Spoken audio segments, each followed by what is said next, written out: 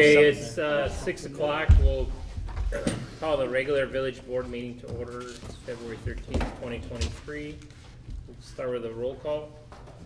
Aylesworth. Here. Let me finish. Goodman. Here. Hervison. Here. Hurd. Here. Cox. Here.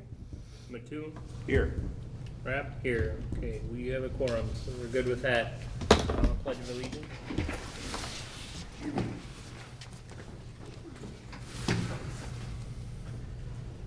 I Pledge allegiance to the flag of the United States of America and to the republic for which it stands, one nation, under God, indivisible, with liberty and justice for all.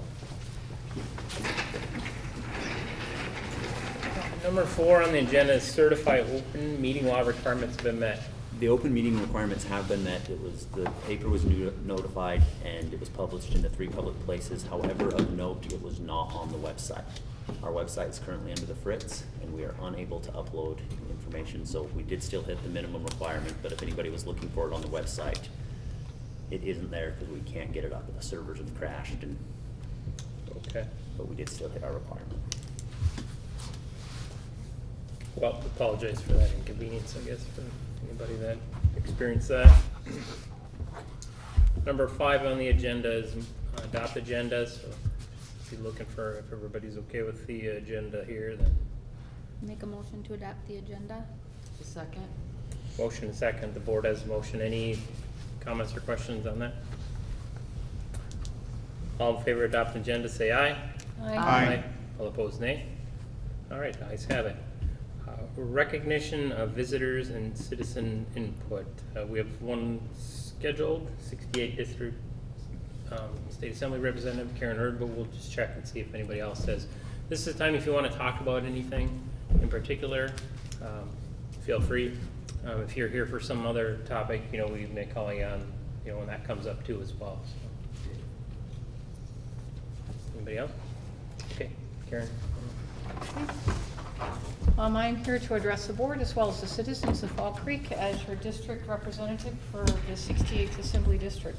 There are 42 municipalities in our district, and so I go around and talk to each one of them at their board meetings, citizens that come to tell them what's going on at the state level.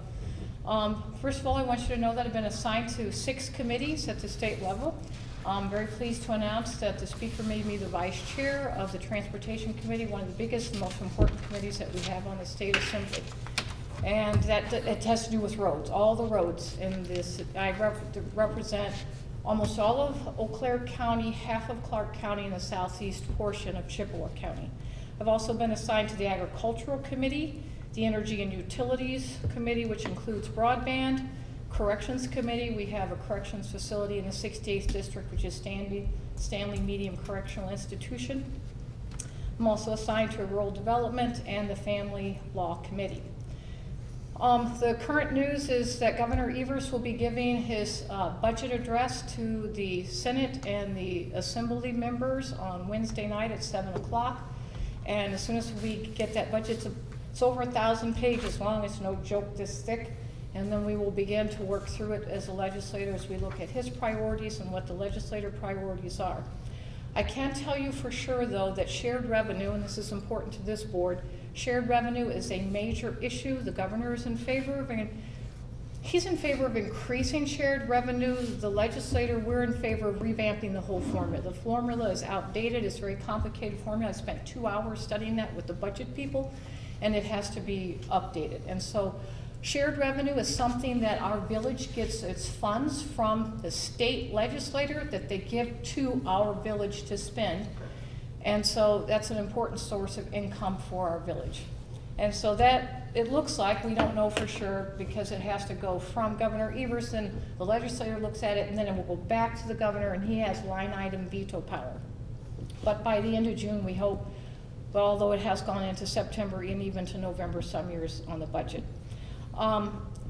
In addition to that, I'm on the Transportation Committee. I've spent quite a bit of time with many of the communities as well as the transportation people in the state of Wisconsin, as well as the Deputy Secretary for Transportation. Our GTA, which is a General Transportation Aid, that is given directly to this village, and it's to help us in that whatever way we see fit, whether that's filling potholes, replacing roads, it includes snow plowing, salt, sand, whatever we need. It's all part of general transportation needs. We're asking for a 10% increase in that for our villages and towns. We'll see if we get that. We're also asking for a doubling in something called LRIP funds. LRIP is Local Road Improvement Program, and those are funds that are coming on a grant basis. Right now the committee's doing it at 50-50 grant, but it's actually authorized to be 70-30, the state paying 70%, and then the village or the township 30%. So we'll see what we can get through on that. I am advocating for that with my budget buddy, and I should tell you what a budget buddy is.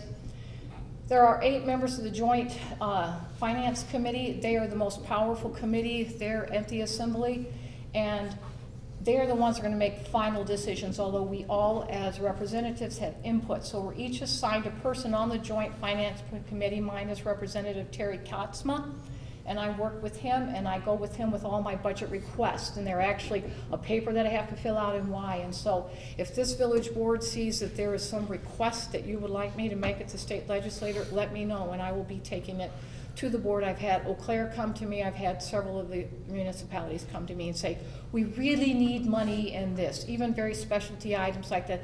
Lake Altoona, they have a dredger, they've got a sediment collector that they're trying to get in, and they need $500,000. Anyway, I'm making a special budget request for that, and so we'll see what we can get through. Broadband, we're really working on broadband right now. To get a grant for broadband is 25.3. That's megabits per second. So uploading, downloading, uploading, 25.3 is really, as Ryan knows, it's very minimal. And we meet the minimum, like in the village of Fall Creek and most of the area in the 68th, but we're really trying to push for 100 because we have federal funds coming down. We're going to be allotting state funds for broadband, and so we're going to try to get that to come up to 100. Fire, EMS, police, they are big things that we're looking at, trying to get increase in funding for those because they're very much underfunded, as our public defenders, our DAs, district attorneys, and assistant district attorneys. We're working on that too.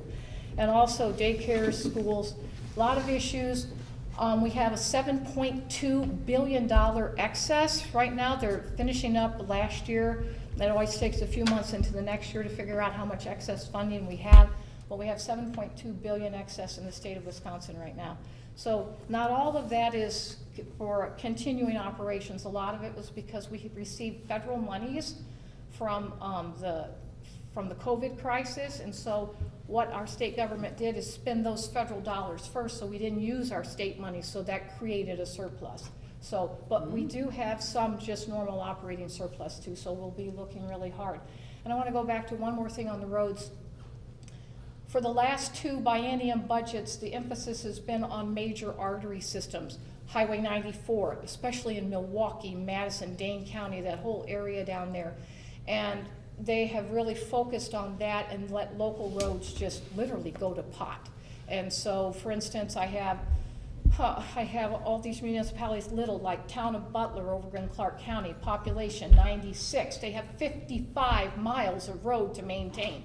It's all gravel, but it costs, they even have to, they're just struggling to get the gravel down on the roads and the calcium chloride to keep the dust down.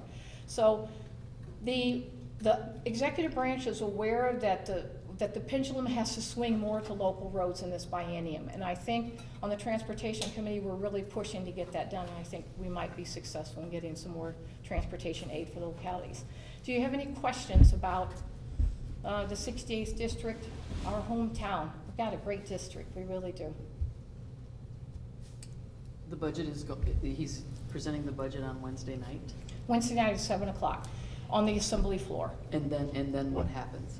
And then what happens is, after we get the budget, the legislator is in control of the monies, that we really are. And so then we will go through, and I will go through personally that big document and start looking for all the items in the 68. What are we getting as far as general transportation aids? What did the governor say he wanted for the different projects?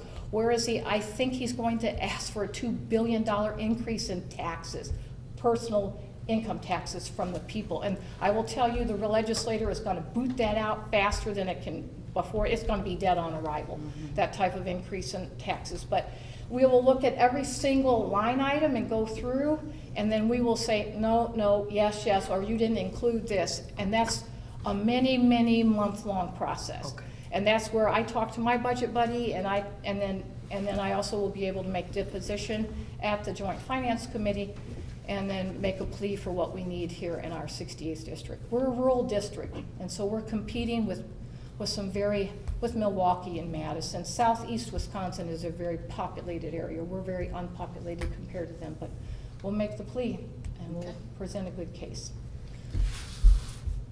So when you talked about shared revenue, is that something that the village applies for, or is it just automatically given? They're automatically given that.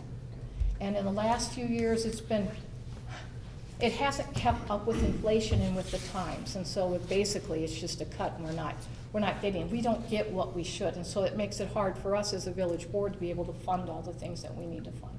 We But don't it's get what we automatically got in given. 1996. They flat cut it 10 years ago. Mhm. They not only didn't keep up with inflation, they flat cut us. We don't get as much money now as we had in 1996. Yeah. It's been But really. part of that was the build-out in Milwaukee, Yeah. and they needed that money to do I will, to yeah, do I the know, work. I mean, right now, the legislature, we have a big Yeah. headache because Milwaukee's going bankrupt. Milwaukee is our biggest Yeah. city in the state of Wisconsin. They are a major manufacturer for us, and right now, they are in deep, deep trouble. And so the legislator is like, what are we gonna do? You know, do we let this city go bankrupt? You know, it's a really bad situation. So that will be in the governor's budget too, and we have to look at that as a legislator. We can't let any of our big cities go bankrupt, but they have to fix, it's their administration really made some bad mistakes, so. Yeah. Anything else? Any other questions? Thanks. Thank you. Okay, anybody else? All right, seeing none, we'll move on to number 7, which is approval of the minutes. I believe there's 4 meetings on there. There's 2 5 now. committee and 2, and then a regular board and then a special board.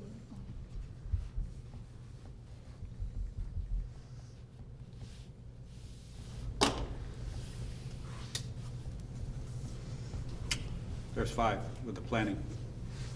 Yeah, I thought that was the committee. Oh, with the planning. Yeah, you're right. Yep. Yeah, and just to clarify on those zoning board of appeals or planning commissions, if we don't approve it as written, then it has to go back to them, right? We're just Mhm. kind of the stored away.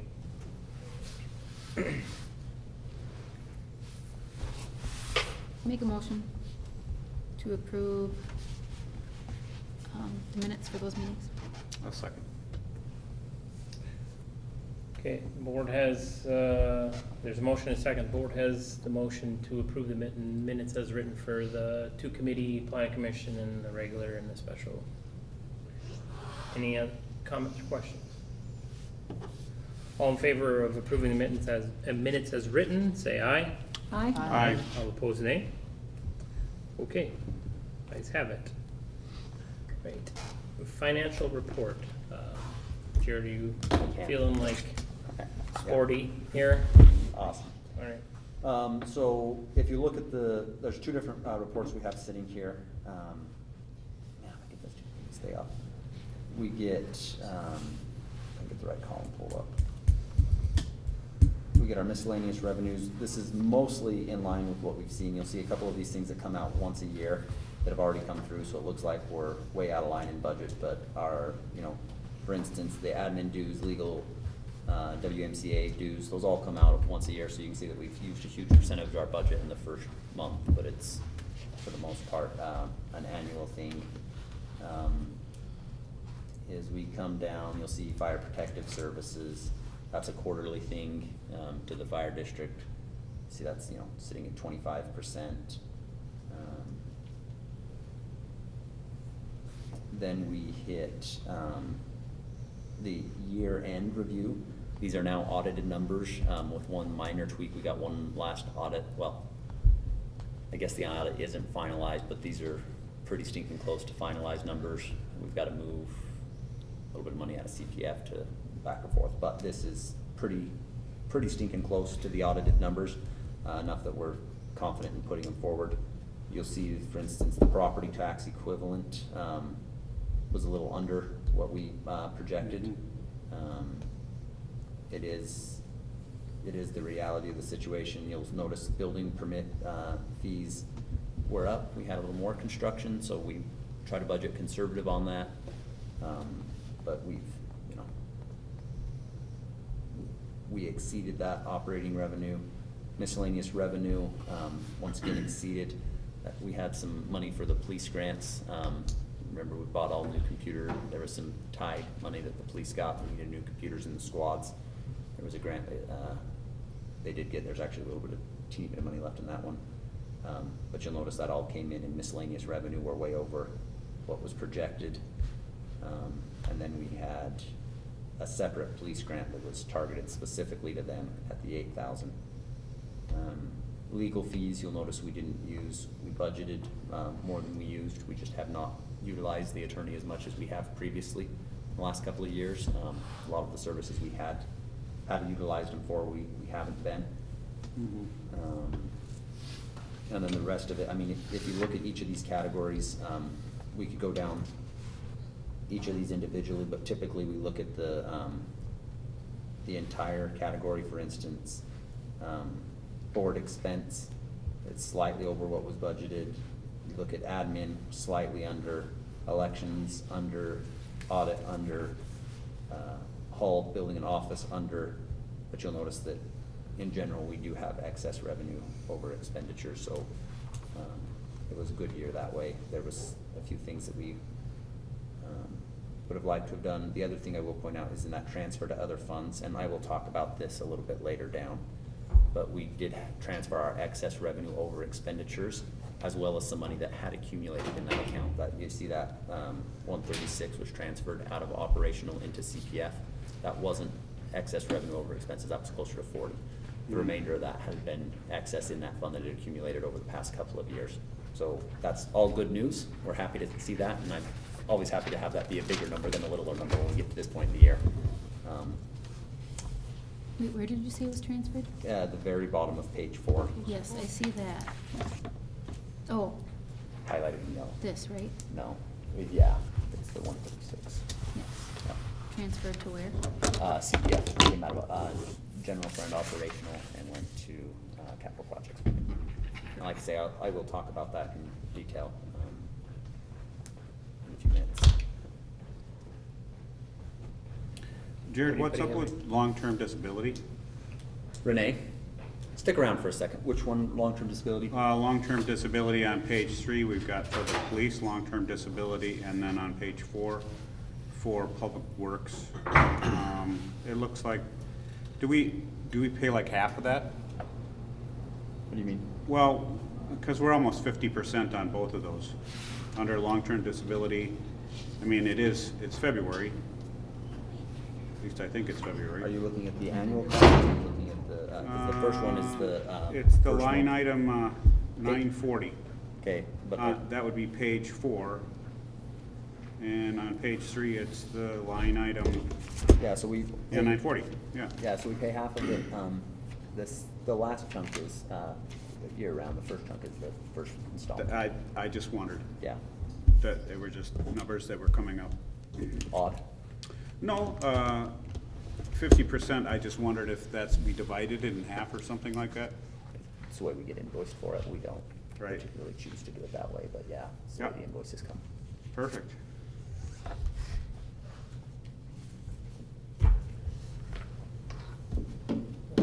I'm good. Okay, any questions on the budget comparison? So again, there's the 2022 towards the bottom, and then the first month at the 2023.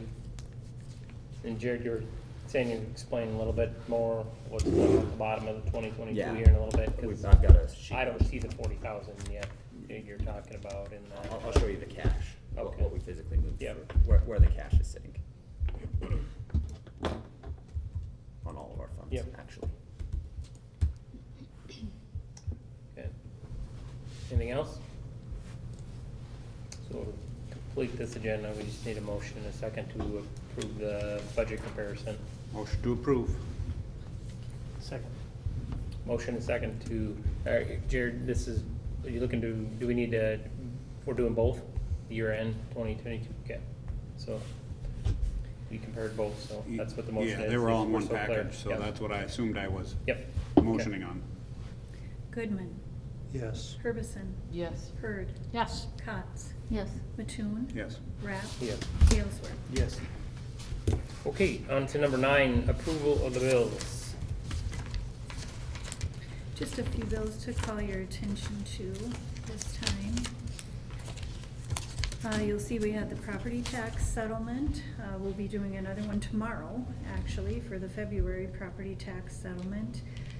The City of Eau Claire was for a yearly computer software, the Spillman software. Paid the second half of the aerating fountain and paid the property insurance for the year. Commercial crime, workers' comp is for a quarter.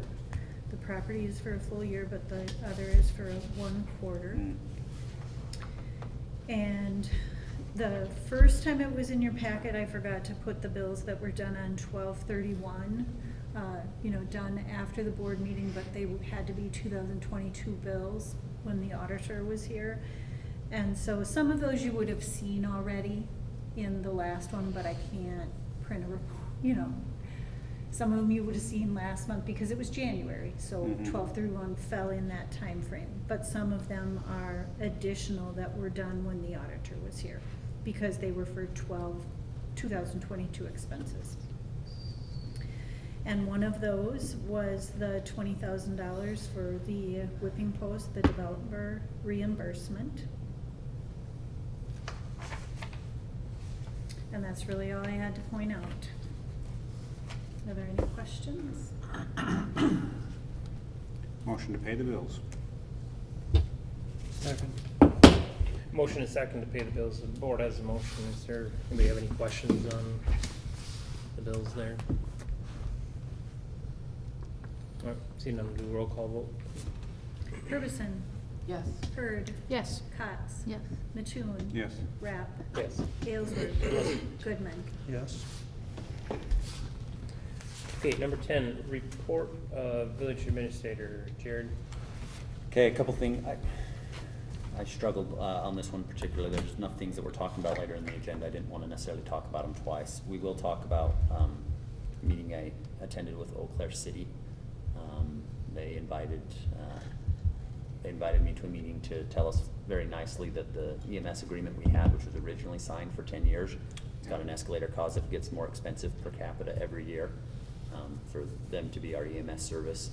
And it's likely going to be renegotiated, as in they are going, per the contract, they have to give us 6 months' notice to exit the contract. But they will be giving all of the townships and municipalities who they serve notice. And then if we would like to re-enter a contract with them, they would love to continue to provide the service at a significantly increased rate. I think we were $12 or $12.50 this month, or year, and they're talking $24 per capita. We knew this was coming. We talked about this a month prior, that the conversations were being had. We heard the rumblings, we've been hearing it, but we did physically get invited to a meeting for them to say, yes, this is coming down the line. They committed in that meeting that it would not be for 2023, but rather that the end of 2024. So when we would anticipate to get that notice would be mid next year. There were some concessions on Altoona's part to be able to make sure that happened, to be really honest. Altoona's essentially has half of the volume that they take outside of the city of Eau Claire, and then the townships and Fall Creek Have the other half. have the other half combined. So there's ongoing conversations between Eau Claire and Altoona. There's ongoing conversations between the townships and Altoona.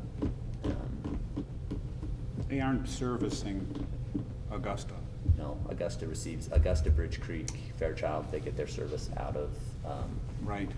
Osseo. Osseo with Mayo, Old Gold Cross. Yep. Mayo. Anyways, like I say, that's on the agenda a little further, so I don't want to get too far down the rabbit hole on that.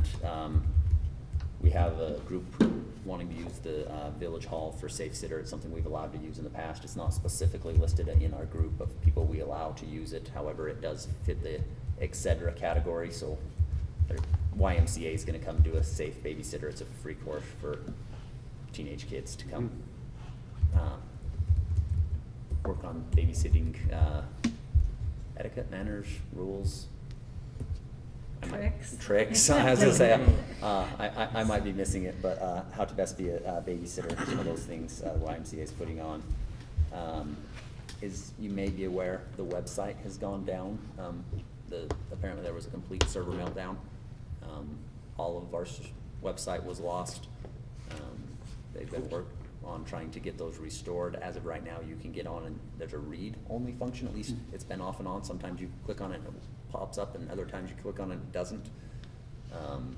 They're continuing to work on it, but there is a semi-likely probability that at least a portion of that website is going to get to be redesigned for the plugins Kevin is working on currently, trying to decide what we need to do versus what Mike Baranek is doing.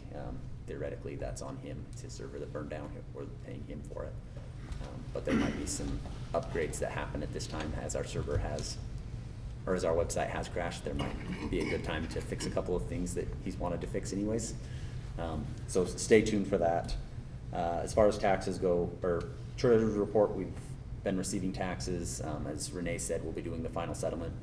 Any further tax payments that'll be made from village residents will have to go to the county.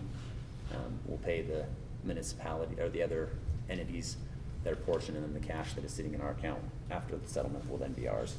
And we'll be waiting for money back from the county based on our taxes. Obviously, we've got the election coming up next week. We'll have the primaries, and then we'll get to turn around and do spring elections. So there's actually a decent amount of time the clerk's office gets to spend in absentee ballots and getting them out and having people come in. It's something they've spent a lot of time on recently. The library is doing well. Attending trainings, working on summer reading. The police department has been busy as sin the last month. They have really been busy. They're doing a good job, but they are running pretty hard. Same with Public Works. They've been very busy with various snow events, with general wintertime maintenance and things that get messed up in the winter, stuff that freezes up, stuff that needs unthawed, just general wintertime O&Ms. And then obviously some maintenance on equipment. A couple other things I did want to draw attention to. The Whipping Post LLC transaction you saw, that was the reimbursement per our developer's agreement. Whipping Post LLC is now completed. He's moved into the building. We have another facility in the TID district out there that's now in service and online, so we're happy for that. There's that much more assessed value, that many more people employed and productive in the village of Fall Creek, so we're really happy for that. I guess that's my report. Great, thank you for that. Any questions, Jared? The only thought that came to mind is, and we're more accurate with the police calls than ever. I just wondered, because we're dividing some more things down, is that part of the reason that we've jumped, or did we just have that heavy a month? Mostly that heavy of a month. So for instance, you look at the, police services that has 9-month calls. That very likely wouldn't have ever been categorized before. Yeah, we had them, but we always would have categorized. We would have categorized it somewhere else? No, that's what I'm saying, it's a lot of times that we potentially wouldn't have categorized, miscellaneous police service. However, I'm just trying to. assist law enforcement. Right. Juvenile person checks, child custody abuse. We've always reported those and always would. We've just plain and simply had very busy. If we had empirically in the past been running, 20, 30, on a high month, maybe closer to 40, and then this month jumps to 61. I'm just looking to see, and what you're basically saying is probably the 9, we had it, but it just wasn't reported. Yeah, and there might be some other miscellaneous ones in there. There is a factor to that had we been reporting this under the old system, it would have been lower than this. But in general, they have been hopping this month. And if you'll remember, I think it was it December that they had a low month? We'd been really high and they just didn't have a lot of, Yep. it's the ebbs and flows. I think you answered it, thank you. Are they documenting the Eau Claire assist, the county assist cases differently? Because that seems to be up to, That is up. I do not know the answer to that question. I would have assumed that we had been documenting those all along the way, but because if Eau Claire is, then, or, I honestly don't know the answer to that question. I would assume that we have always been are documenting those, but I'm just assuming. What we are documenting differently is, you know, if he stops and someone calls and says, hey, you know, how does this work? And he can stop and help them. If they didn't issue a citation, if they weren't, assigned to do it through dispatch, if it's dispatch sent it to them, they had a number for it. If it was something that they self-dispatched to or saw, then they would assign themselves a case number so they could issue the ticket. But if, you know, they saw so-and-so on the side of the road with an ordinance violation and stopped and said, hey, you gotta fix that, but didn't take any action, they probably previously wouldn't have reported that, or now. But at least we're now, yeah, somebody stalls and you push them off the road. Right, they wouldn't have reported that. Now we're reporting it. Now you'll see those, you know, police services. Mhm. Yeah, we did something, we weren't issuing citations, but there was something that we were stopping to help somebody with along the way. Thank you.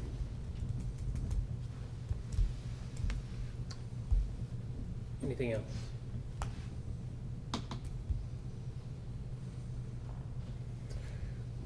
Okay, all right, on to number 11, committee reports. We did have a couple committees, you saw it in the minutes, I guess, so I don't, you know, we mainly were talking about asset management, plan for that, specific project on Rattle Road, but anything from the other committee? It's in the minutes, our committee meeting, and then further down, you'll see our recommendations from the committee. So there's nothing further to report. Okay, any upcoming meetings that anybody knows about right now? There's a request for one down below. Yeah, okay. All right, on to unfinished business, update in regards to aerating fountain at Fall Creek Pond. So, or somebody else? Okay. Okay, anybody? If somebody else has got something different on it, we did receive the donations from that last fall. We purchased the first half of it. We had to put down the down payment to order it. When it came in, they wanted the other half. So in the disbursements for this month, you see the other half. That did run through Inland Lake. So when we are looking at those finances and you see money in and out of Inland Lake, the check was physically written out of Inland Lake money, as you would imagine. So the purchase of the fountain has now been paid for. There will be some additional expenditures with an electrician coming. We have to have them drop a panel and a few boxes to be able to run. Then we're gonna put a post as we transition from buried cable to underwater cable. But there will be a few more expenses on that this spring, but the majority of that has been paid. And Mr. Luther's just great generosity on this is really, it's really worth noting, and he really has been wonderful. He did a ton of work on it, made the donation, and then he actually said, if it turns out I'm short, let me know. I want to pay for the whole thing. So if the electrician turns out being more than we thought it was going to be, let me know in the spring, and we'll make it whole. So just so everybody is aware, Luther has just, I mean, this was a sizable donation, and he's been just wonderful in his gratitude, his graciousness, and his gift to the village. We don't need to like clean up on budget or anything like that to see expenditures. Well, it all kind of wipes. Yeah. Because it's going to be. Donation in and then expense out. Yep. Okay. Are we gonna talk about placement at some point? To be honest, we can. I thought we were placing it when we talked about it before. Luther came in and essentially said, I'd like to place the fountain here. And I thought we talked about it. It's essentially center map. He had a map there, essentially at the center. It's in the center of the On the pond. north side of the bridge. It's on the north side of the bridge, more or Yes. less centered between Wilhelms and Keens. Yep. Yes. There's a spot with, I guess, maximum visibility, and hopefully that we're gonna churn it as well as possible right Okay. there, Yep. right off the main channel there. Yep. But I wasn't planning on discussing it any more than that, to be real honest. No, that's fine. If we need to, we can discuss it further, but I planned on installing it where we originally discussed. Yeah. He talked about it, and I think there's only so much frontage we have too to be able to run electrical from that as well, I Right. would think, so. Right. Nope, no, that's fine. Hey, anything else? No? On the B, clarification of property ownership and maintenance responsibilities, Eagles Nest System equipment. And I'm gonna recuse myself and just become a regular citizen. So if there's any decisions that are made, then I won't be voting on this, Oh, because I'm the okay. one I obviously have an interest in this. So, Yeah, I don't know what, that's fine. I don't I mean, know I how don't this know will go why you or what. wouldn't want to what accept the even offer, but, you know, in case you wanted to I vote don't- against accepting the offer. I don't know what there is to vote, but we'll see, so, So. I don't. Everybody read it? I mean, okay. Yep. What I'm Yeah. proposing is donating to the village $10,000 worth of equipment for the camera and the entire system. It's solar panels to run the camera, to run the radio that has to go the short distance to a receiving station to pick up that signal, to be translated into a computer, to digitize it all, and then to broadcast it out onto the internet. And so what I'm offering to donate all of that equipment to the village of Fall Creek. And because we don't have line of sight to the station that will be sending the signal, and it has to be line of sight, then my building is actually line of sight, my business building on State Street.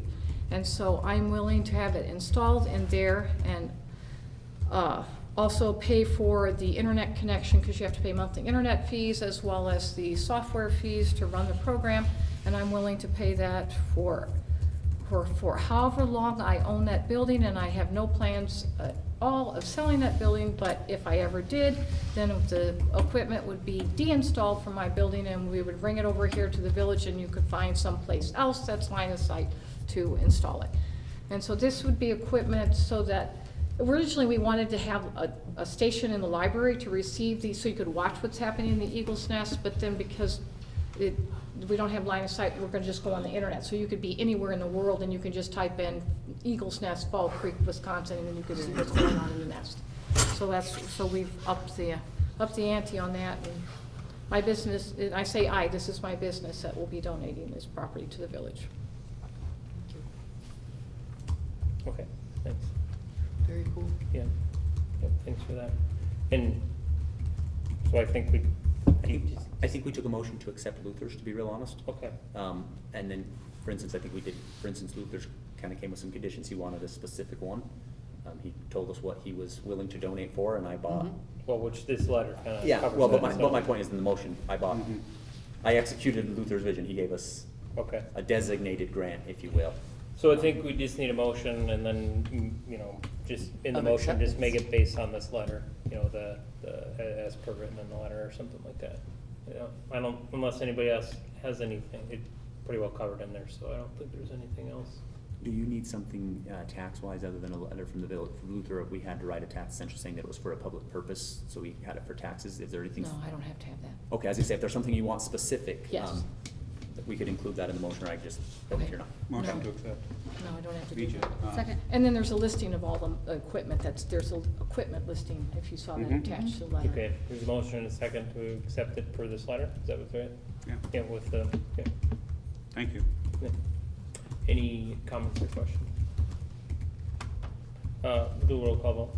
I don't think we need it, but it's just money, change hands, so we'll just vote that way. Cots. Yes. Mattoon. Yes. Rapp. Yes. Aylesworth. Yes. Goodman. Yes. Herbeson. Yes. So is it up and running? No, because we have to get it up in the tree. Got And installed. Excel hasn't come out yet because they're afraid they can't get out there yet. Oh, So they don't want to get stuck, and right now it's slushy and they're afraid of getting stuck. So Okay. yeah. I just But wanted as to soon know. as, if as you soon as the looked. ground is okay, we're I going want to out. go look. Well, it's kind of another important part to have this letter too, so that, because they'll ask for a waiver again. Yeah. So if we're gonna be installing stuff that's somebody else's equipment, it'd be harder to just to sign a waiver, so, Right. yeah, this is Mhm. good. Okay, under number C, 12C, financing strategy for Randall Road capital project. I should have talked about this up above, Yeah, we can go. the cash. I meant to talk about the cash and director's report. It's related to this, and I have it behind in director's report. You at the bottom? It's Yeah. in the bottom of the, so Yep, jump to got it. 10. Jump to Sorry. 10? Yep, I jump to 10 and I go should to have the given bottom. this, Oh, No, it's okay, because there's nothing left on 12. The balances, yeah. Yeah, I saw that. Yep. okay. So if you look at, or can I give my spiel, or do you want to do something first on this? No, just go through what we have, kind of overview what we did for money. We had talked about some of this, rough numbers, I guess, even back at budget time. You know, how much money we kind of felt there was for, overall amount and then the categories with them. And so this is post audit, Yeah, so. right? And so you'll be able to talk through that and what each of those mean, I guess, was. Okay, so this is the common cash of the village. So this is every bank account, every pot of money, everywhere we have any money is listed on this sheet. Now, when we see it on this sheet, some of these monies are designated. In fact, a lot of these monies are designated. And I'm just gonna go through that, meaning that yes, we have the money, but we don't actually get to spend it on what we want. We can, the station can burn, fire station can burn down, and we can all agree we need that money for it, but we can't spend it. Versus other ones that are unrestricted and we can spend it on tulips for so-and-so's grave or a new fire station. We do whatever we want with it on. And then there's a cash management strategy that previous boards have adopted in resolutions that tell us how much money to keep in each account. Okay, so the first one we hit there is our operational, that's general fund operational money. Now, I could, when we talk about how much money's in that account, and you guys ask me on any given day, and I say, well, maybe, and I come in hot.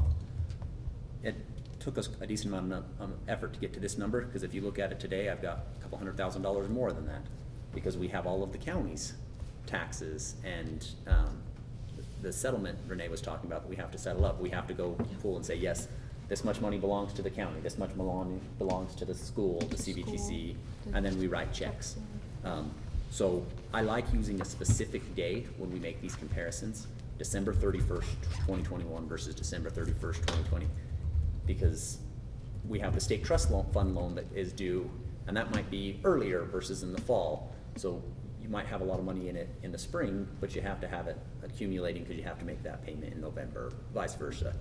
So December 31st is a really good time. We are able to audit it, we're able to clean out, we're able to say, yes, all of our accounts are balanced, not balanced. We can move the money and make our adjustments as needed, so it's a really good snapshot in time. For instance, in operational capital, we have a resolution. It used to say 3 months, it's now 25%. 25 to 30% of our operating budget is to be held in operational capital. So a real world example of that is state aid. We get the state revenue share from the state. That's $240,000, $50,000, give me on the exact number, that we get from the state. Wonderful thing, we can't impose income tax, we can't impose sales tax, that was part of the original compromise 100 years ago. We'll give you guys we'll charge the tax, we'll give the municipalities a portion of it, all about it. But we don't see it until November.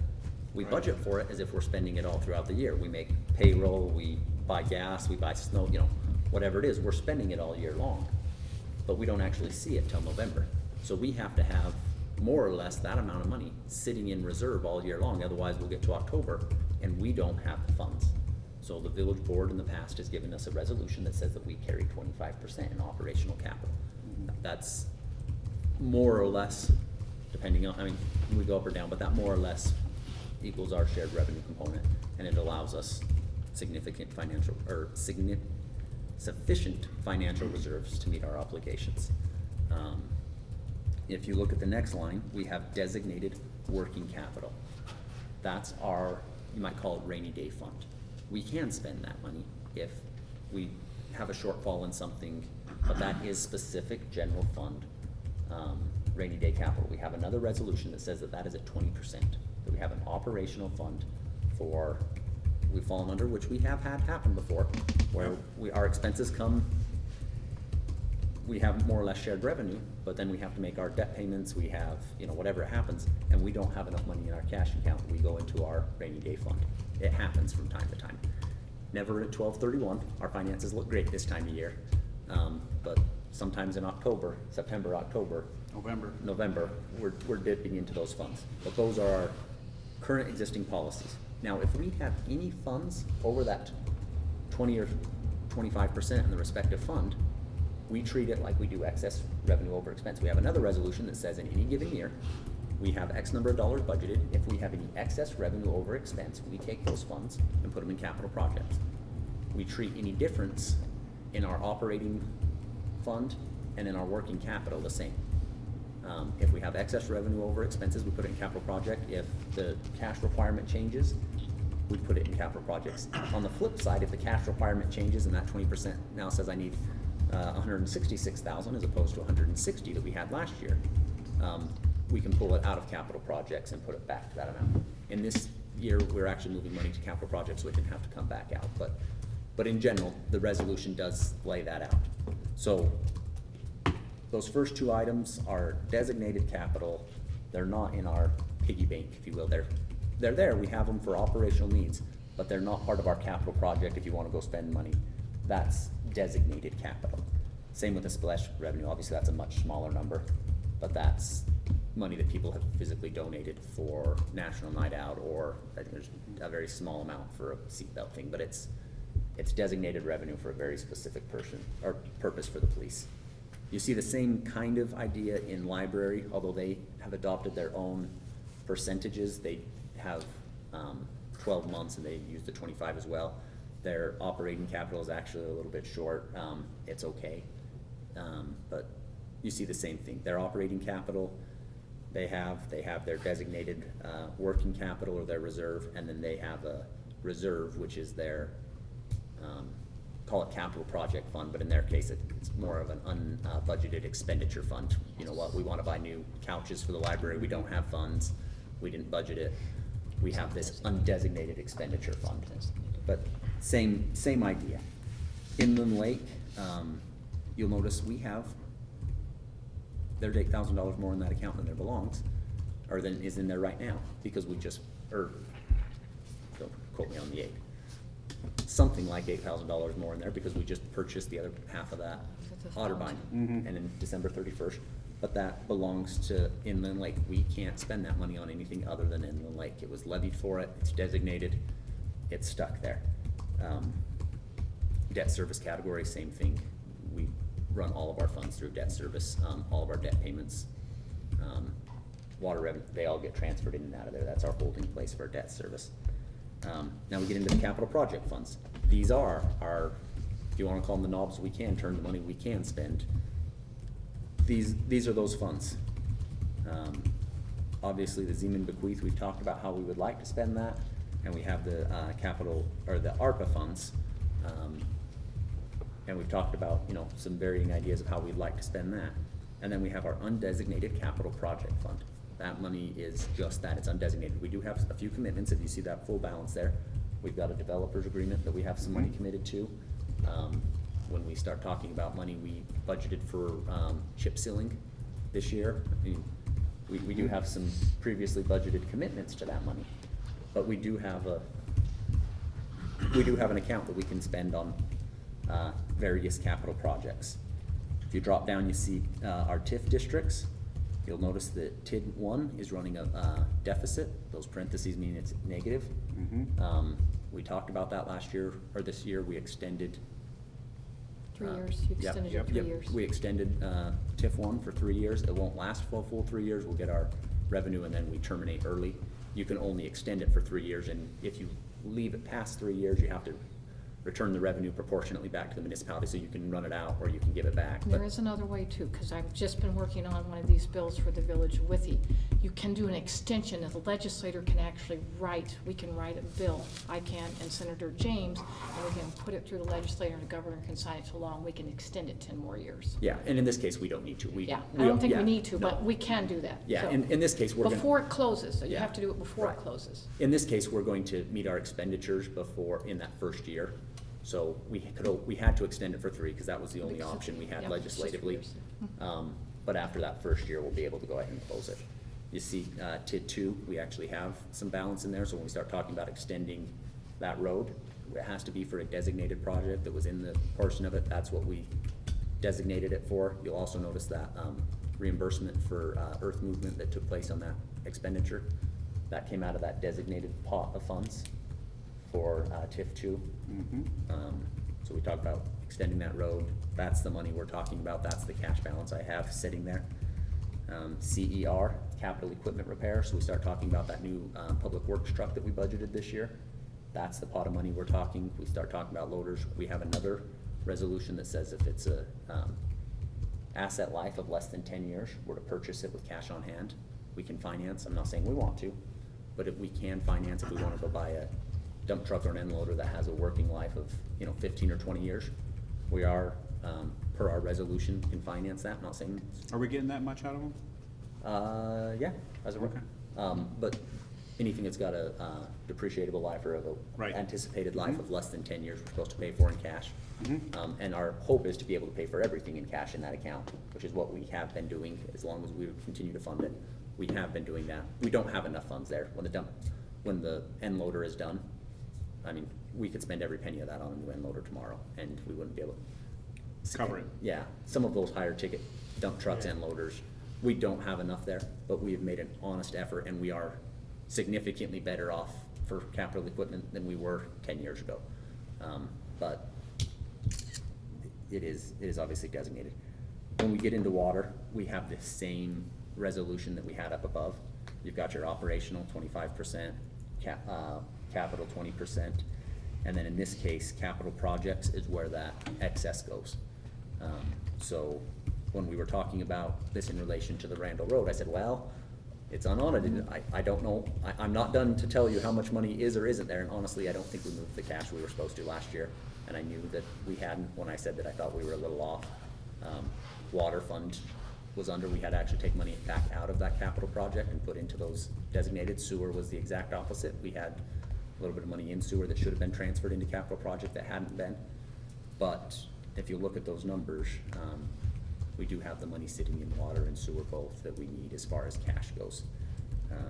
And then you see, for instance, in water, we have short-lived asset reserve and DNR debt reserve fund.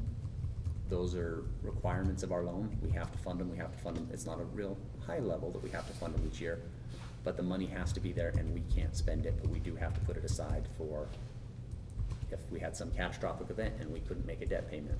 RD wants us to say, yeah, but you saved up an extra payment in case you couldn't to pay ours. Where you see that really take a big bite is down in sewer. We have the DNR plant equipment replacement. That's our, Yeah. that's the blowers, that's the motors, that's the lift stations.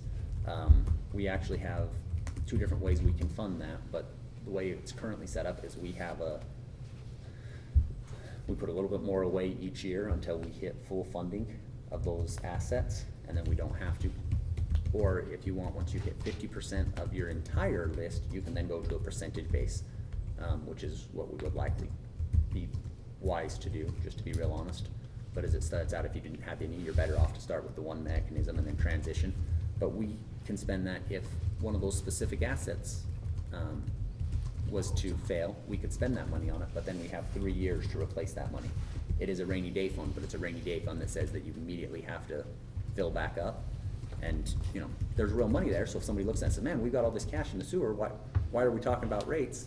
Yeah, but we can't touch $250,000 there that is there, it's a reserve, but it's designated. It can only be used for one of those few things.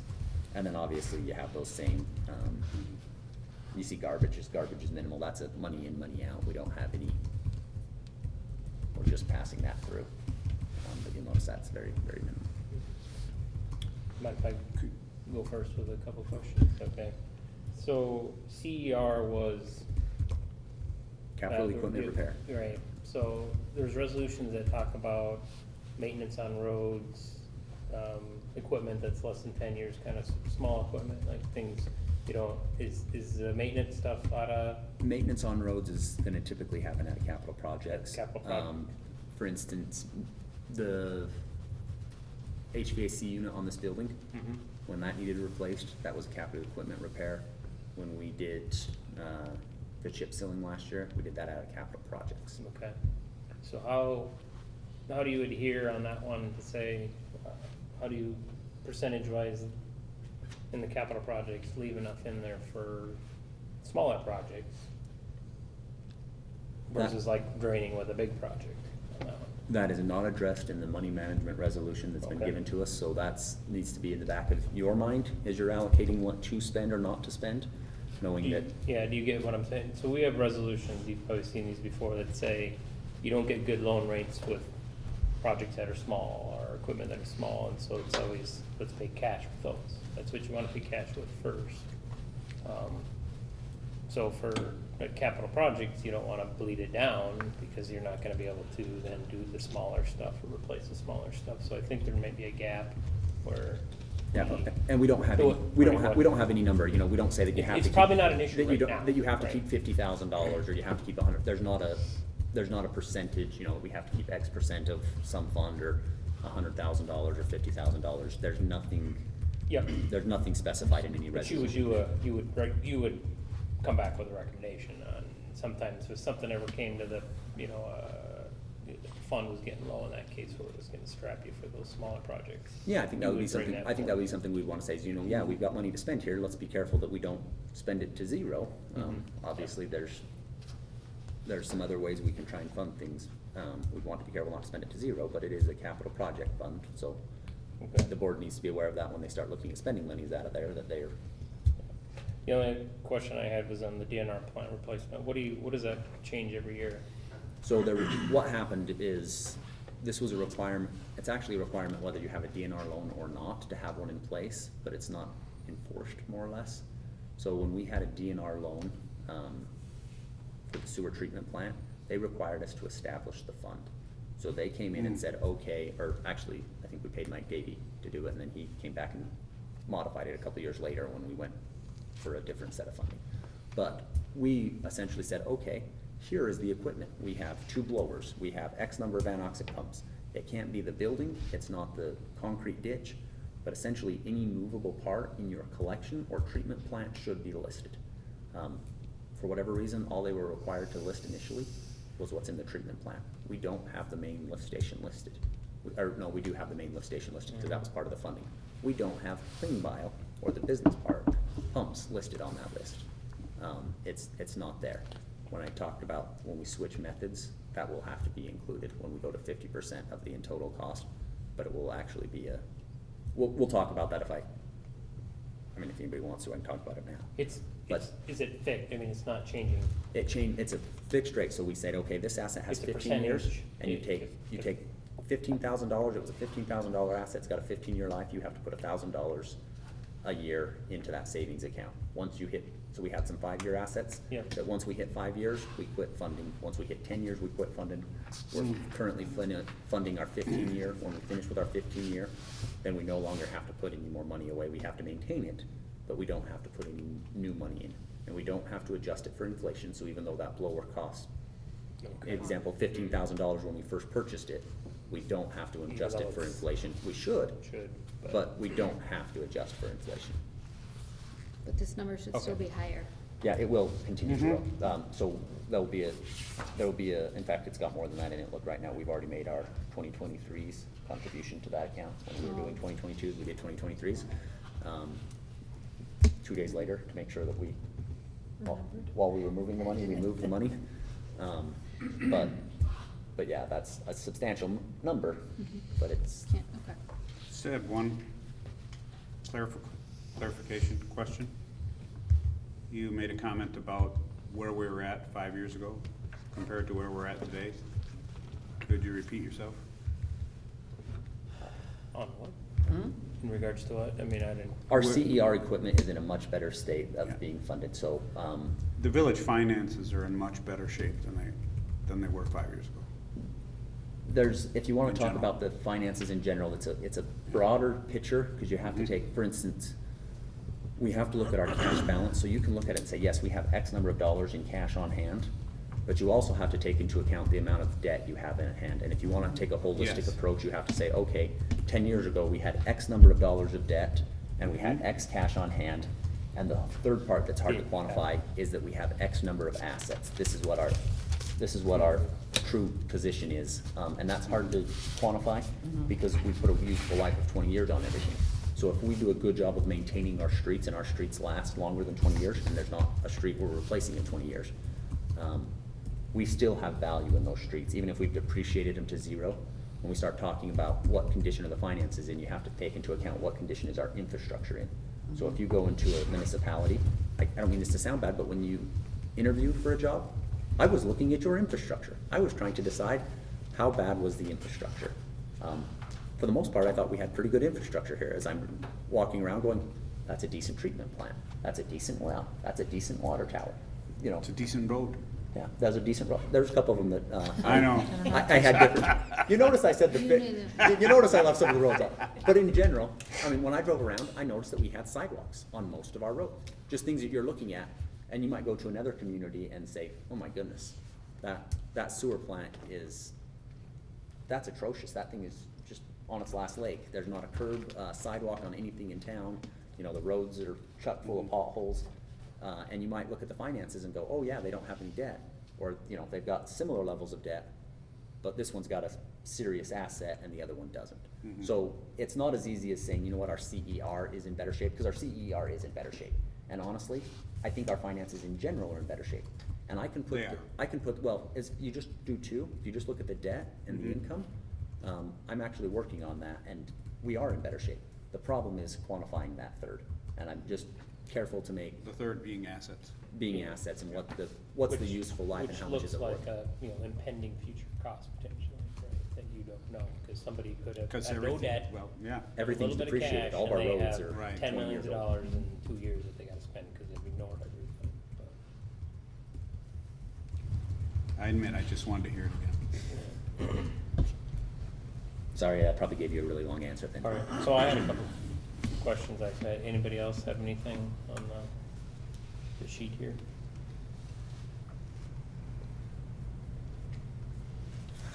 No. There was one other thing I kinda wanted to bring up here. So we had a motion from the last one, and the wording was something about urbanization without going into debt. You read in the minutes, there was a couple things that, why that wasn't brought up in committee, so there would've been a little more time with it. You can see, when Jared was talking, normally the board has done resolutions in the past to kind of outline their objectives for the staff. Would it be like this amount percentage in this fund, this amount of percentage here? That seems like that's kind of the normal mechanism if you're gonna do financial planning. The other part of that too was that, and even, I was at the county meeting, and they've got some going on where they're not approving their bonding, and they're having some issues where people are worried about projects, and they're like, well, their feedback is, well, it's fine. If we've approved the project, we're gonna do it, right? We're not promising the bonding right now, so they wanna kind of make sure they're using their funds. And we're similar, right? We already approved the project. We agreed with the developer and we're doing it, and we've already talked about urbanization with the road. Yeah. So, we're doing it. We've already looked at the numbers.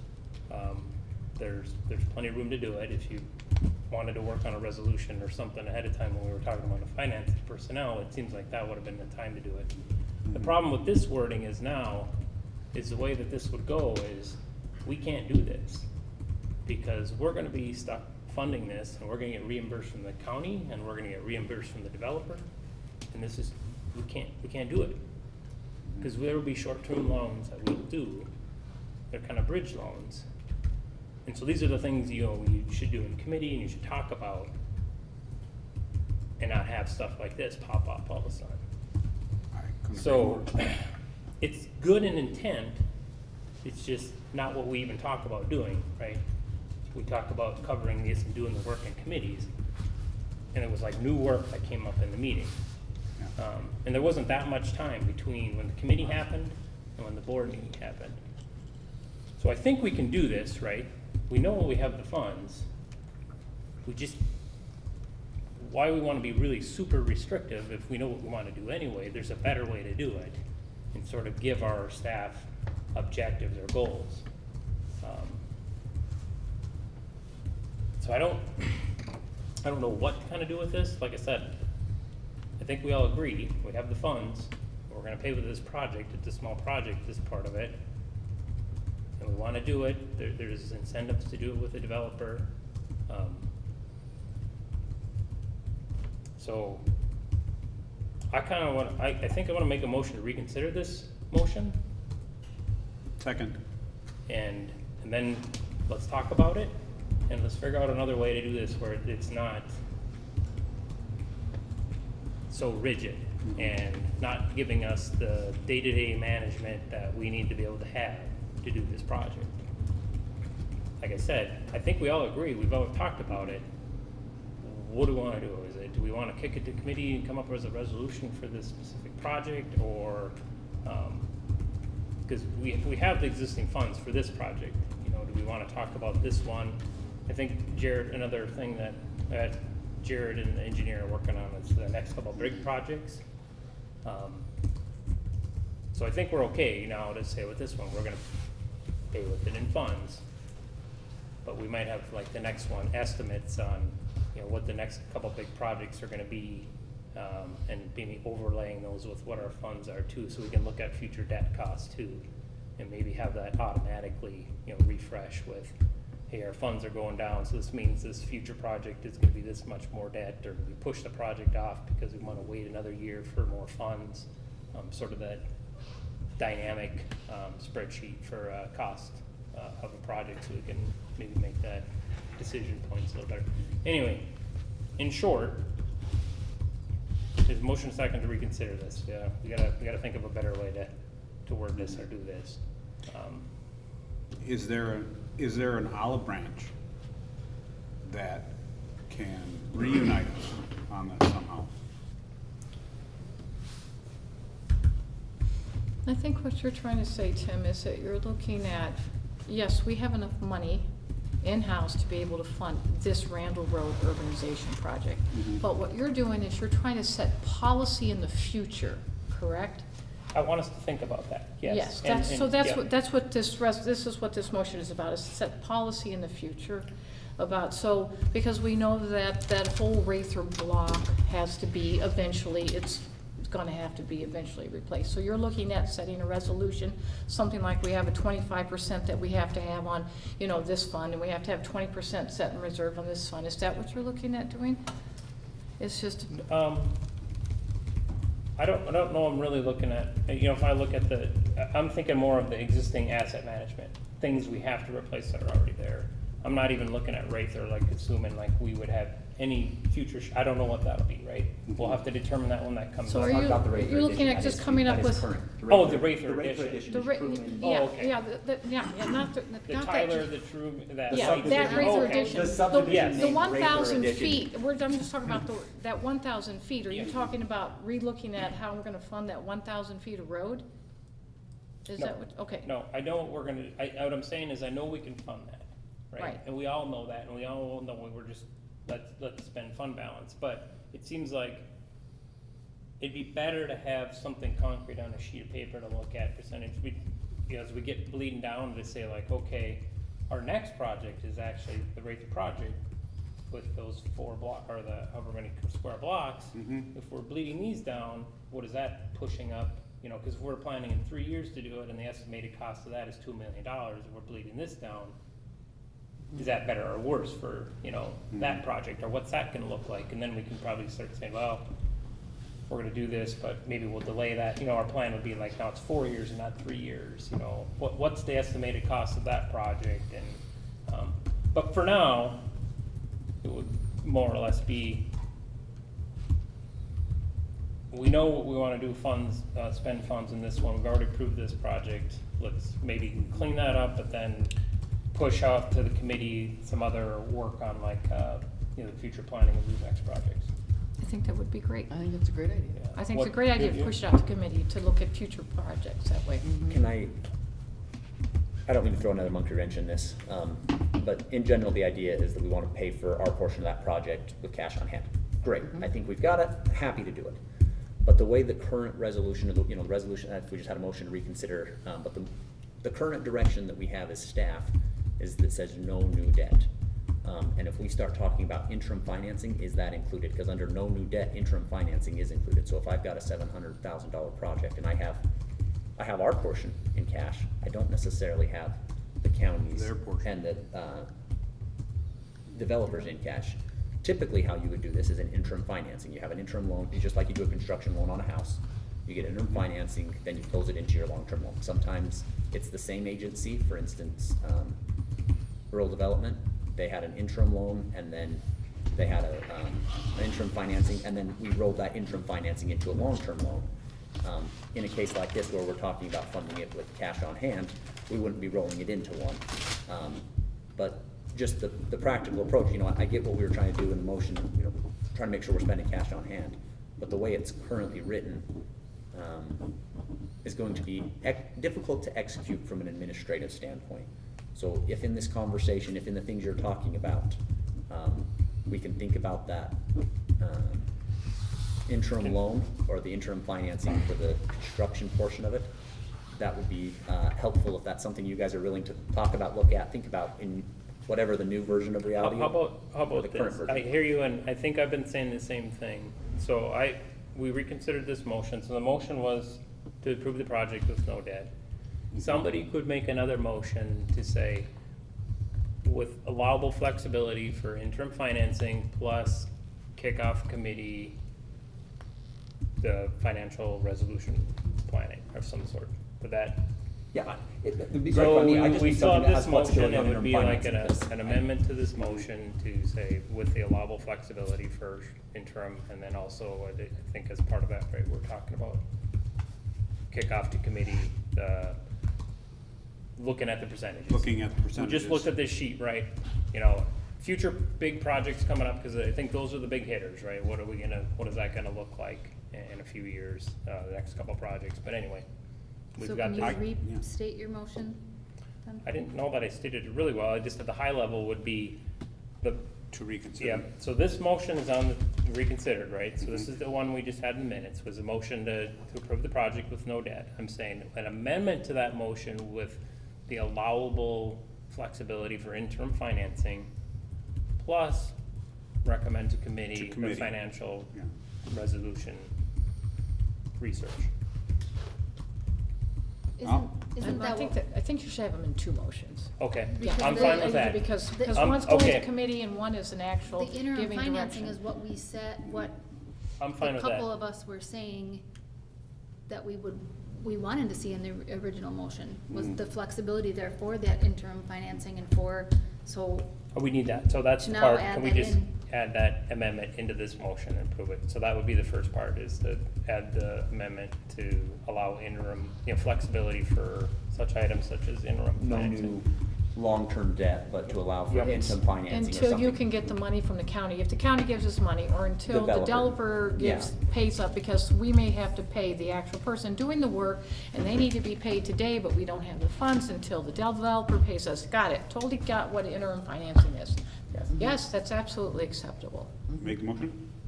I'm absolutely. amendment, okay. Well, no, So he's it's an already amendment. made the motion. No, I No, made he's a already made a motion, motion to the reconsider. motion's on the table, we reconsider, so I need like an amendment to this motion. He needs an amendment to his motion, because he Right. hadn't he made the original motion to reconsider your motion from last.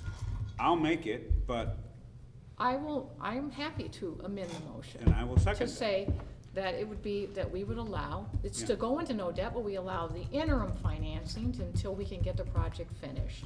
No And new then- debt, or no long-term debt. No No long-term debt. long-term debt, Yeah. because, yes, that's a good way to put it, because we have to, yes, we have to give the Okay, administrator a way so to how get about- the bills How about paid. this, I think this is the way, I'm gonna vote, I don't know the procedure on this, I think we'll vote to reconsider, can we do that? Or is it automatically, we just No, have the because, motion? no, because he just made an amendment to your motion, you made the vote to reconsider, he made an amendment to that motion, which is to reconsider with the substitute motion. Okay, I got it, Or- yes, I I think. see. Okay, so what we have here, so Well, I think that's what just happened, I know This that. is what- this that is just a, what happened. so what happened is we Reconsider. pulled this motion off to reconsider. Vote on it. He's saying the amendment is to reconsider this with that, amendment for interim financing like we talked about. So you might actually have to do that in two motions, so that the motion, you made the So, motion, you yep, you just, approved I got that it, motion. okay, I got it, okay. Yeah, So right now, the existing motion from you, or amendment from you, did you second that? I second it. There's a motion and a second, the board has a motion and a second Either way, to amend. The If you amendment want- right now is interim financing, so is there any questions on that at all? Chester? You made a motion. I He seconded it. seconded it. There was no vote. Right. You gotta vote on that. Yeah. Now you started another one. You have to finish them. You can make a He motion. made a motion to amend, and he's amending the original motion. I know. She It- sec- it she gets- seconded the It's a original sticky motion. wicket, I I know, didn't but second anything. it's Who legal. seconded the original motion? Tim made the motion to reconsider, and you said second right away, and then there was Yes. tons of So discussion. Yeah. at That that point, was I never think you. voted on. So at that point, I think you should have took a vote. Yes. Do we want to do this? You want to reconsider? Yes, we want to reconsider. It would be a lot cleaner if we would do that. Yeah. That's what I was Then trying to that say. takes- It would be a lot So- cleaner. So if I made Okay, the second motion, I can retract that. Yep. Is that all right, if we do it that way? That's fine. Yeah. The Okay, actual, so- it's, you make a motion within a motion, and you take the last motion first, and you vote on that, which you're calling an amendment, but that's the actual motion. Motion with amendment. and so what, Well, it's actually another Okay, motion. so what- okay. So if we just withdraw your motion, Okay. make the vote, and we what can I draw. what I was trying to say before the amendment was, I think the motion to reconsider. Mm-hmm. Let's just do that, and let's get the motion approved that we're talking about. Okay, so we have a motion I made and a second from Matt to reconsider this motion. Let's vote on it. Okay? All in favor of reconsidering that motion, say aye. Aye. Aye. All opposed? Okay, so now the active motion we have is this one, okay? The motion is to do the Randall project with no debt.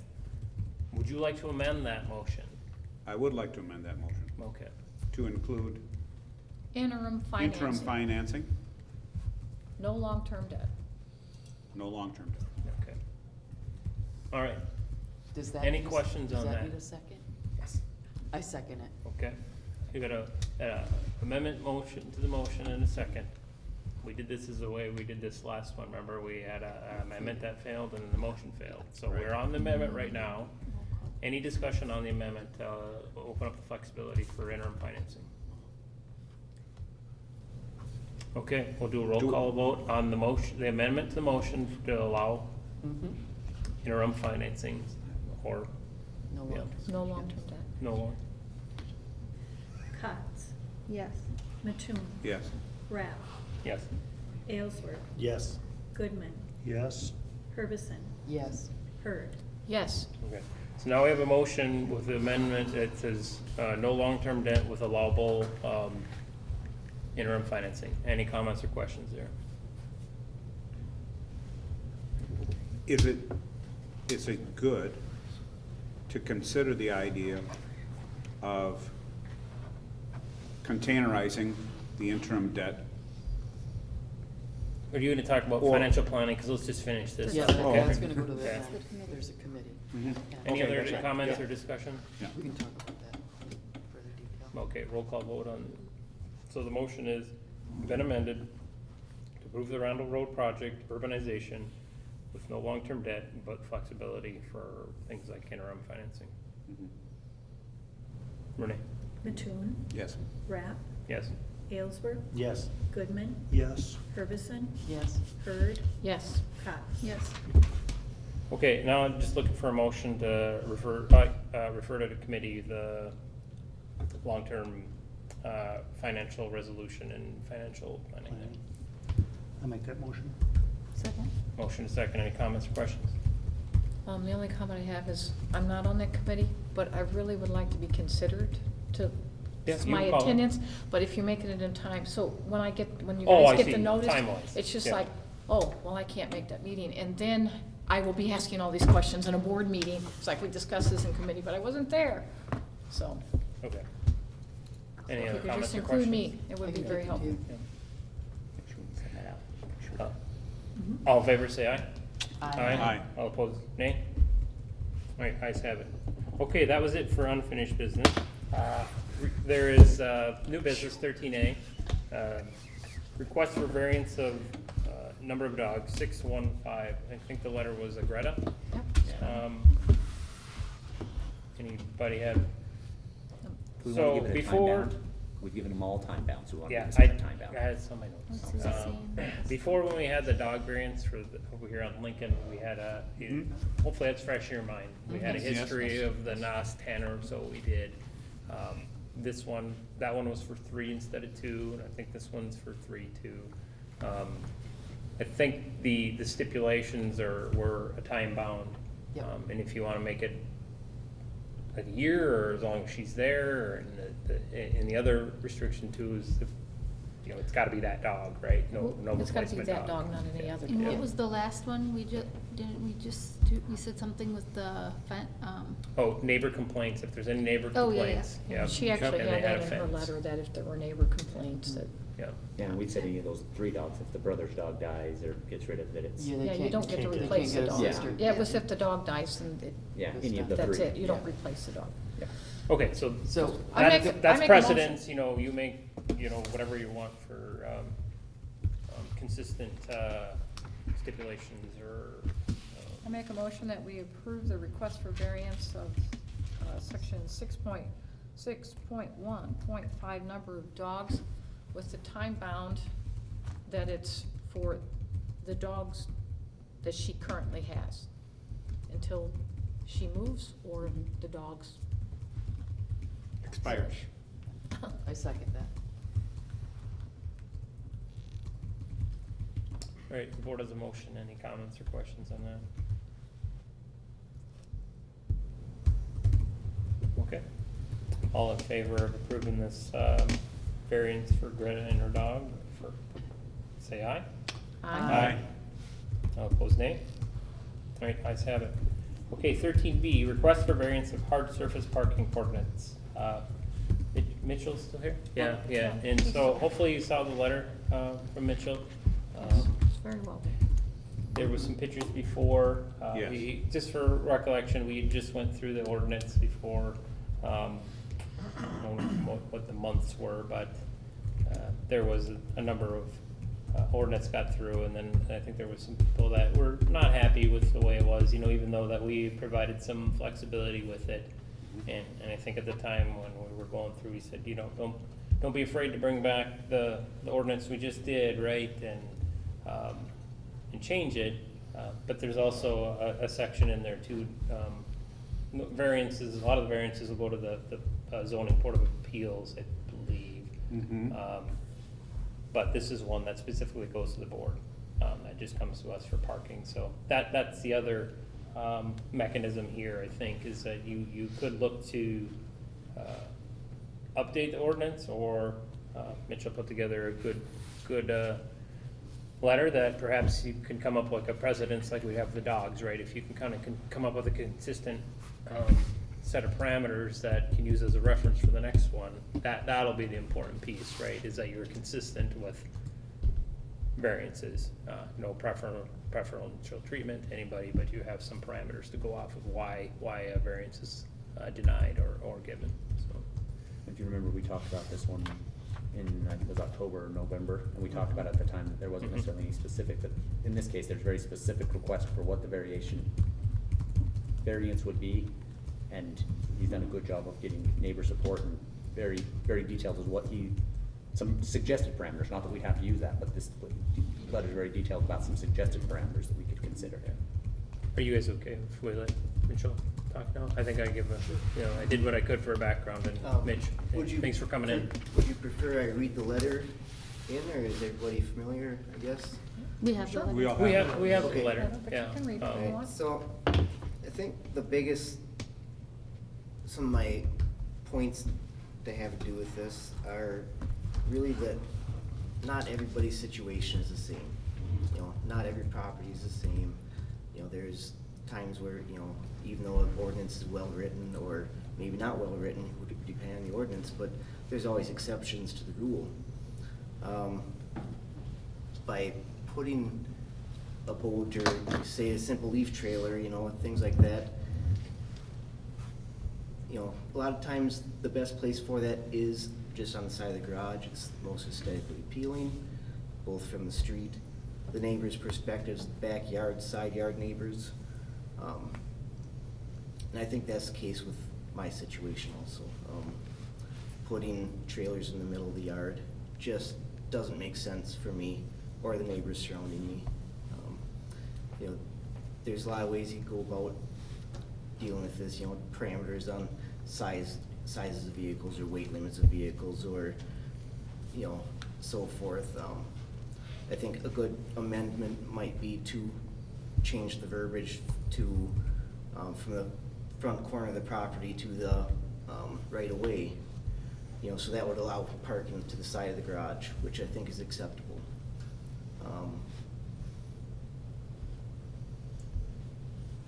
I don't know how much appetite the board has for revamping the ordinance at this point, but I guess what I'm here asking for is a variance until maybe something more permanent could be done, just to allow me to keep a clean, you know, look to my property. You know, I don't want things in the middle of my yard. My neighbors don't want it. I think there should be considerations made for different circumstances, I guess. Okay, all right. Anybody have any questions? There was some pictures before. I actually didn't get the pictures because it It's- originally didn't come to me. All I got was a forward, so I actually didn't see the pictures. Okay. But if you could actually send me your pictures so I can put it with the record of this, I would Okay. really appreciate that. But in general, some of the things we talked about, parameters, if you'll remember when we talked about this ordinance, some of the things we talked about was, you know, did it have an ability to leak fluids? You know, some of the concerns with hard surface parking, versus, you know, pests, leaking fluid, killing grass out from under, you know, we had some of those series of things we talked about with the snowmobile trailer and a small boat. I get that there's, you can come put a yacht in the yard that would obviously not fall into that category, but a small boat or a snowmobile trailer, I mean, by very definition, that boat's supposed to keep Well, and fluids really- in or out. The two major thrusts that come to my mind that I guess that were more active in my mind when we were hashing through this was the, look, if you've got an RV with an engine and a transmission, it should be on a hard surface. And we kind of pushed things around, talking about little campers and boats and stuff that, small stuff, snowmobiles, that kind of thing. It did kind of all get kind of bunched in, but another part of the problem is some people might have a tendency to not mow around their snowmobile trailer, and the weeds grow up, and so we're trying to tackle from several different angles. So, Well, in an enforcement, you know, Yes. perspective too, Colin, you know, has talked about, you know, while a person like you may maintain really well, the neighbor next door might not, and so then it becomes an enforcement issue for him, or even size of an object. You might have a small camper that potentially, or an object that could leak fluid, and then a bigger object that doesn't, but then how does he enforce? Does it by size? Is it by weight? Does it by? But that's really been negated by putting it into the backyard anyways. It's not really a solid surface, Sure. you know, item at this point. It's more of a nuisance item.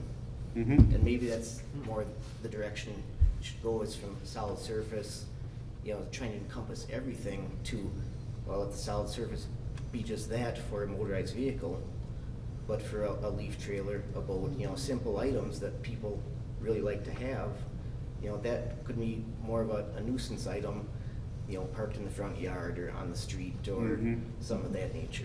Are you limited to 2 items on your property that are off hard surface? You don't have a third or a fourth trailer in the backyard? No, I actually, seasonally, I switch my boat trailer and my snowmobile trailer. So I have one item on my yard at one given time. But you've not got a parking lot in the backyard? No, I prefer not to. That's what I'm here to, you know, fight against. And I understand your struggle. Problem is, or not the problem, is like most things, that a small few wreck it for the many. Right, and that's, I referenced that in the letter also. And you have a few places that just have all this stuff, and somehow we need to enforce that. Yep. And, You know, we sit here and we try to do the very best to try to encompass 650 houses that might be affected while trying to correct a dozen. Yep. So it is a tough position. And I think that that's been allowed for in the ordinance with access to a So- variance. You know, it's stated that that would be available upon approval from the board Requested, yep. and Jared. So I think there is an avenue there. The only thing that wasn't really addressed is criteria that would, you know, address what you're trying to prevent, I guess. Mhm. You know, deal with the few instead of the many. You know, so I think criteria is important. Well, if we didn't change anything, there was no parking. The problem was that it had never been enforced, so everybody had got very relaxed, I guess, because nothing was ever enforced. Yeah. And we were parking stuff on our lawns because it just wasn't enforced. Or on the side of our buildings or in the backyard. And then to unfortunately get to a point where we had to clean up some stuff Yep. because people take advantage. Yep, and I think guess. guardrails are important, you know, nobody wants to, you know, dirty up the town or Right, anything like that. you know. I think, you know, bumpers on both sides are completely appropriate, you know, and not, you know. Right. I just wanted you to know, you know, that we, Yep. you know, we spent a lot of time, I mean, the committee did, and Yep. back and forth and back to committee, and a lot of time is put into these things before we just, I know some people don't think so, we just went out and made a bunch of rules to make things unpleasant for people, but that's not what we're doing. But, you know, you don't want to restrict, you know, you look at the demographics of the village, there are a lot of people with a one-car garage, one-car driveway, they have no other real options. You know, that's, you're putting yourselves in the position of taking somebody's hobby, basically, I think. You Yeah. know, and I don't think that's right. I agree 100%. I think what I you're think saying we too are. is that we loosened it, right? Yep, I It was just there gonna was say, no we parking. actually recognize that. Yeah. Right, and my issue is with, in loosening it, being forced to do something that doesn't work in my situation. And that's where the variance could help me, I guess. Well, You know, no. I don't want a parking lot in my backyard, you Yeah. know. Where I park my trailers is the most natural and aesthetically appealing. And I don't like being forced into doing something that just doesn't make sense. When we talk about variances, we talk about criteria, I really like the idea of neighbors, just like with the dog. We just approved a variance Yep. for a dog pending no neighbor complaints. In this Right. case, Yep. Mr. Barker's Yep. done a good job of getting neighbor Yep. sign off that says, yes, we see what he's doing, we're aware it's against ordinance, it doesn't bother us. I really like those conditional variances that take neighbors into account, because Yeah. those 12 that Chester referred to There- that we made us regulate, There's another Yeah. dynamic So- at play. they had mean neighbors, or not mean neighbors. Yeah. In this whole Upset neighbors. process, because when I got the letter, I read the letter, and the first thing that went through my mind is, you know, my father-in-law lives in Eau Claire, and same, if you took a picture of his house and took a picture of your house with the boat on the side, well, that's where it is. That's There, where they always are, right? but he lives in Eau Claire, and you will have it on a hard surface, period. Oh, that's how there is? Yeah, No. yeah, there's no, Altoona as well. so, but we're Fall Creek, Yeah. and we have the much more ability to bend, to listen, to, And, you know, and by moving things to the backyard, we didn't solve the No. hard surface, though. You know, we said it's okay to have something, we just don't want it here. And, right. We did solve most of the neighbor complaints. Again, the pushing, the stuff in the backyard was really supposed to be in my, Small trailers. yeah, a small camper, a small trailer, something that wasn't gonna leak stuff, and, you know, it didn't necessarily have to be on hard surface.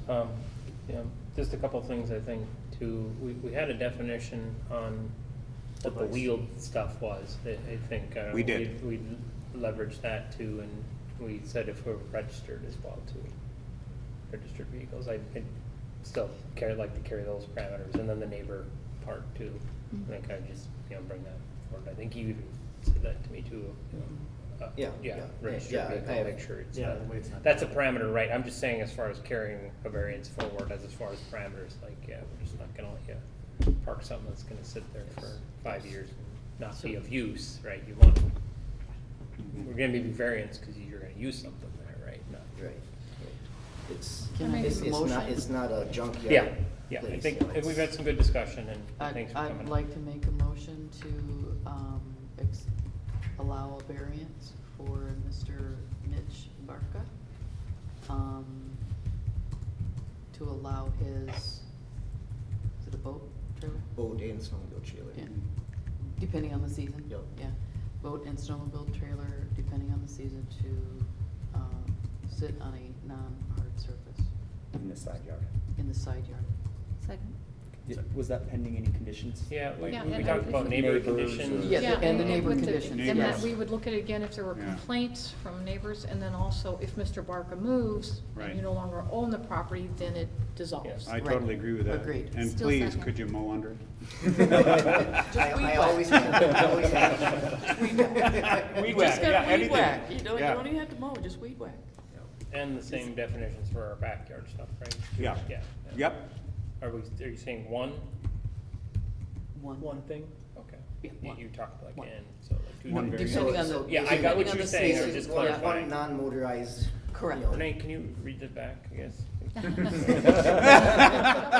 was a lot of convolution. To allow a variance from Mitch Barca to allow one non-motorized Item. vehicle item. either Device, I think is what we call them. Registered. um, his boat or snowmobile trailer, depending on the season, to sit on a non-hard surface area. Side yard. Side yard, pending neighbors' approval, and that there are no complaints. And I think there was one more thing that you said. And then Only- if Mr. Barker moves and the property is sold, Right. that it Null and doesn't, void. it doesn't Yeah. go with the property, Yeah, you know? What does motorized mean? don't even go there. I just wanna know, is it gonna get you in trouble later? If it's not, then it's cool. We'll just It's a wait. trailer. That's Well, it's a boat with well, a motor and snowmobile with Boat and a motors. motor, I guess. The trailer, but so it's on the I guess I trailer, was how we referring defined to it a previous. registered motor vehicle, say, Yeah. automobile. But the trailer is what the item sits on, right? Yes. So if you just stuck the boat Doesn't out matter. there, then that wouldn't. Yeah, if you take it, if you wanna take your boat off the trailer Yeah, and leave it that's on the what I mean. yard, Right. tilt it on I its guess- side. I guess it Trailer. depends how Trailer is literally good. we're gonna take The it. water Yeah. gets that high, we have other problems. Yeah. I still second. Yeah, Okay. we'll cross that bridge. The board has a motion to second. Any other comments or questions? All in favor of approving the variance as stated with the stipulations or parameters, say aye. Aye. All opposed, nay. Let's have it. Thanks again, Mitch. All Yeah. right. Coming in, Send me your and pictures, thank you please. for your work. on the Will you send me letter. those pictures so I can put it to the file? Yeah. Mitch, You don't wanna borrow. Kevin's brother, Yes, grew up out here. yep, yep. Classmate, Huh? classmate? Yeah, we used to work We together. won't borrow Okay. tomorrow's. Okay, Nice 13. Thank you. 13C, request for variance of non-refundable Keller Park contract.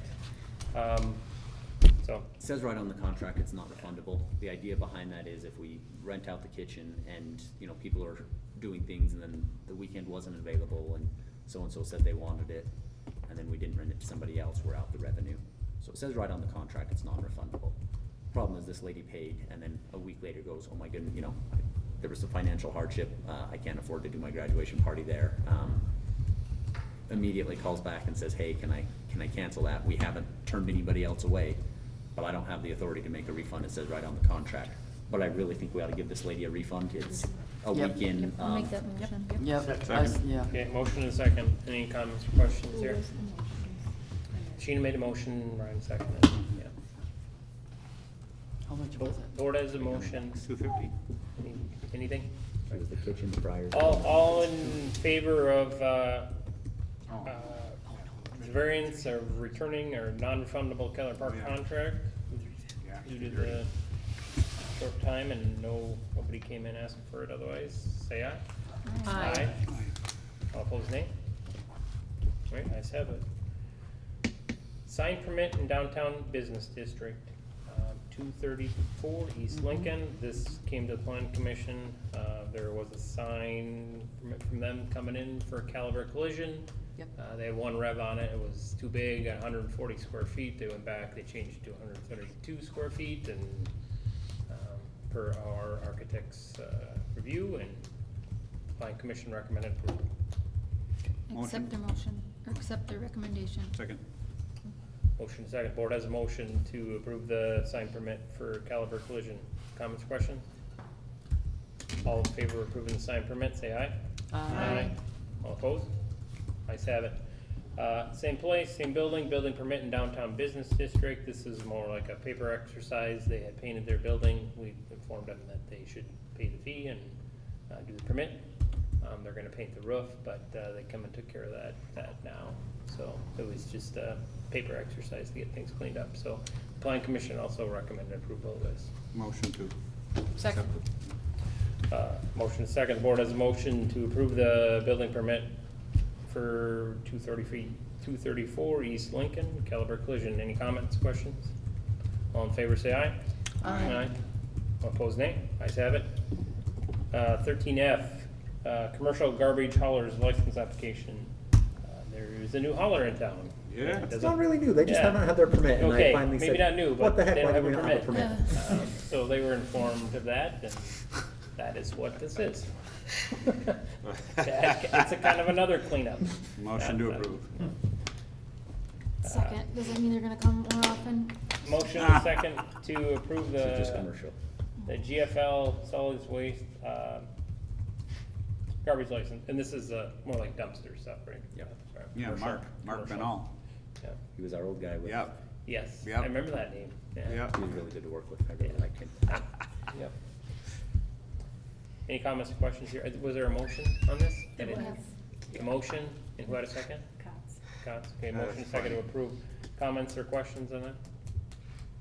All right, all in favor of approving this, commercial garbage haulers license for GFL, say aye.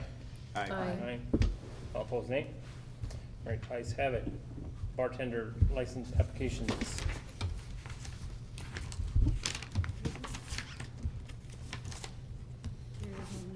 Only one. Okay. Kylie Andre, and this is for Chicken Chasers.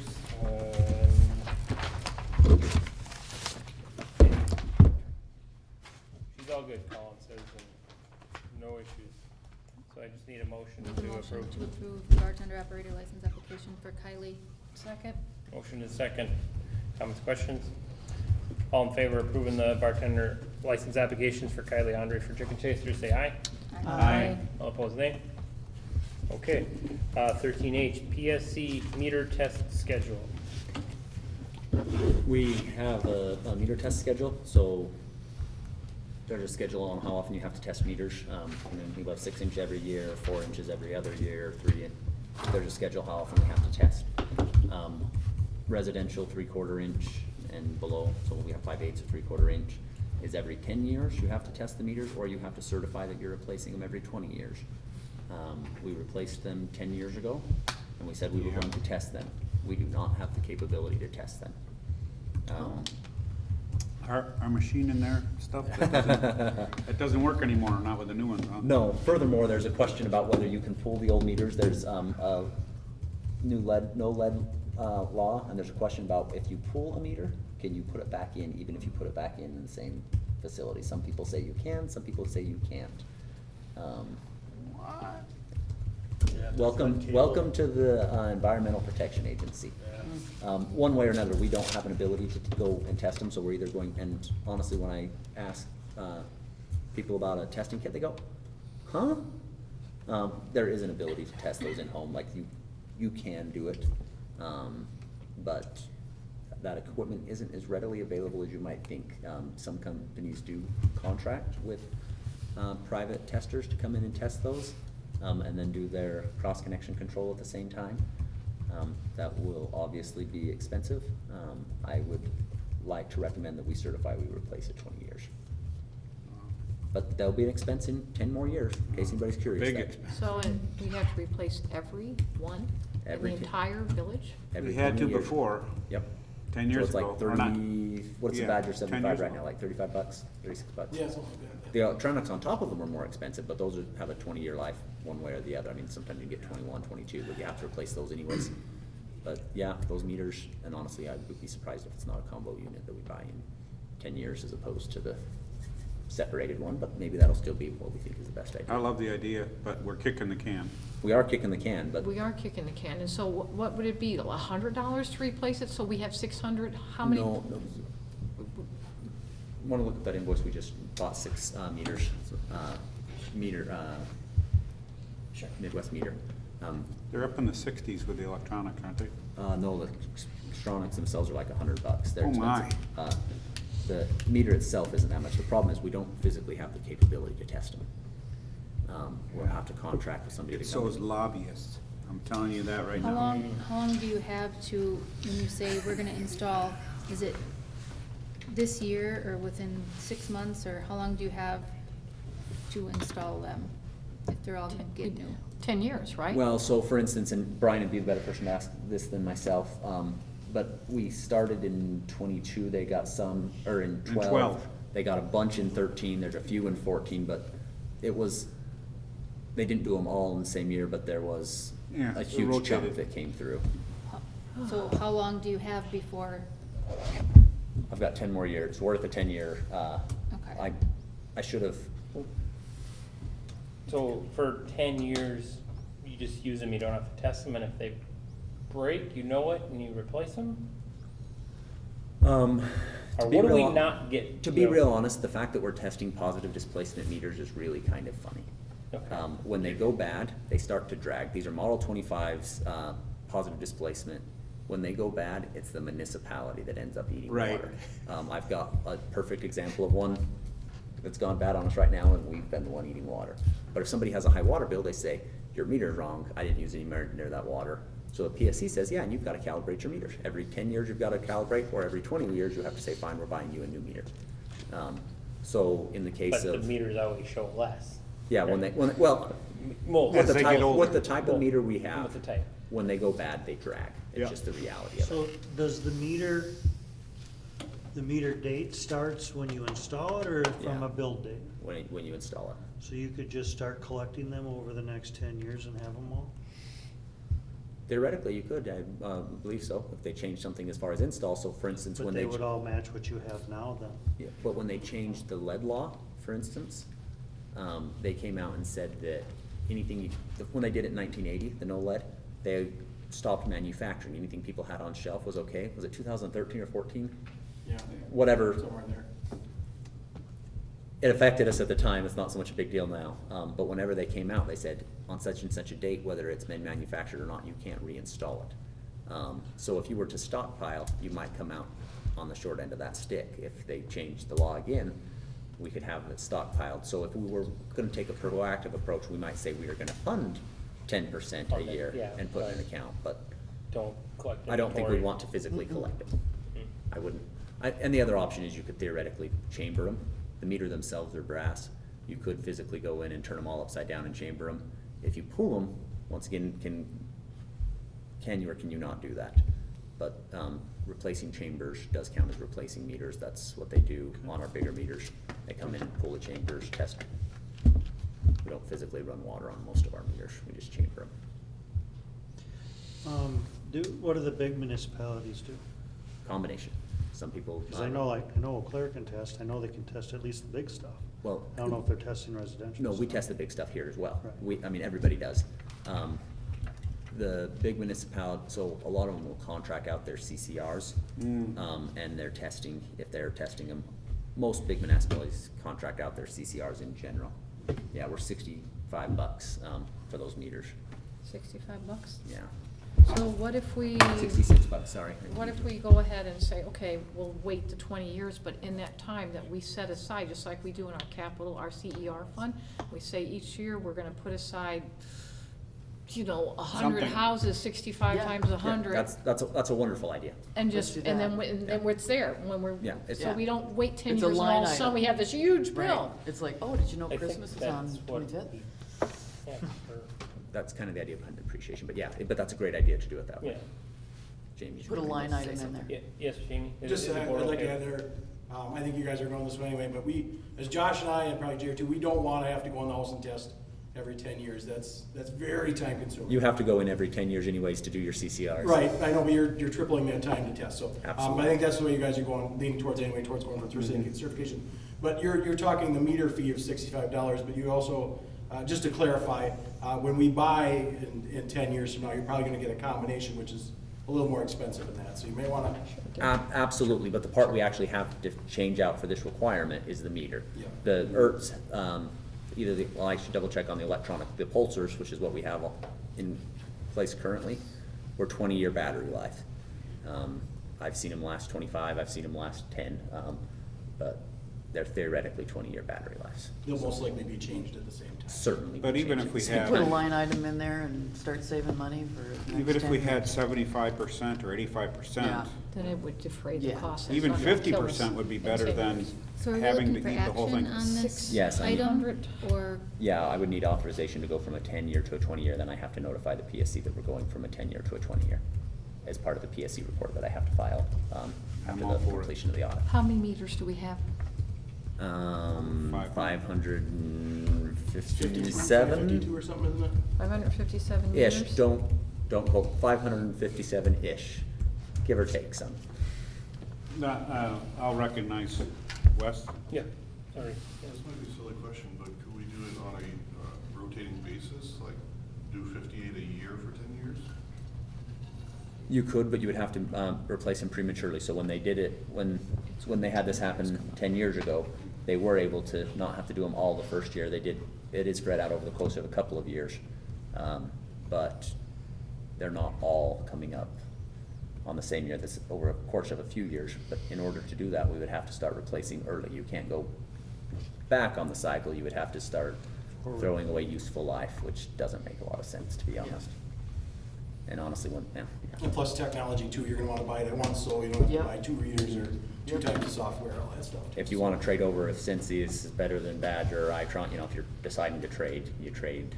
And I'm guessing at the time you guys didn't do it all in 1 year because it physically isn't possible, right? That's why it was spread out, so, so that'd be the same case then too. I'd like to make the motion to push these out to 20 years. PSC. And Do we want to build something more into it? Like the yes. financing? Yes, and finance it. And so if somebody has a calculator, I was doing it by longhand, Just but send it to me. if we could set aside over 10 years, if we have 557 meters, Let's it's do that, two basically separate. $65. Let's do that, two And separate divide by motions. 10 years, we need to be setting aside. You need something specific for. Yeah, I need PSC. specifically that we're If you wanna trading, do that we're something trading finance, from, planning, something separate. Let's- From the 10-year. certifying that we're testing every years to certifying we're replacing every 20. Okay, so that's Yes. one motion, then we can make another Right. motion to set aside money. Okay, so I second Matt's motion. Or, oh, Yeah. Sheena already did. So thank Motion you. a second, the board has a motion, And then I'd it's make to the push out motion. the, what? Oh, go ahead. You had a second, right? Yes, Yeah, yes. so the motion is second, the board has a motion to push out the cycle to 20 years 20 instead of 10. Oh, were you gonna motion? I'm sorry. I was gonna recommend Any that other the comments, further discussion questions? goes to the committee to identify payment structure and whatnot. All in favor of pushing this up for 20 years, say aye. Aye. All opposed, nay. All right, does somebody else have something else they want to? I make a motion that we set aside money each year to replace these meters. For the next 10 And years. I did a quick figure, so it would be basically $3,000 a year. I mean, you can punch it in calculators, 500, I mean, Should we just push up the committee? Because and then we there's just, a couple things I'd yeah. like to point out about that, Yeah. about Okay. depreciation, what we are already doing.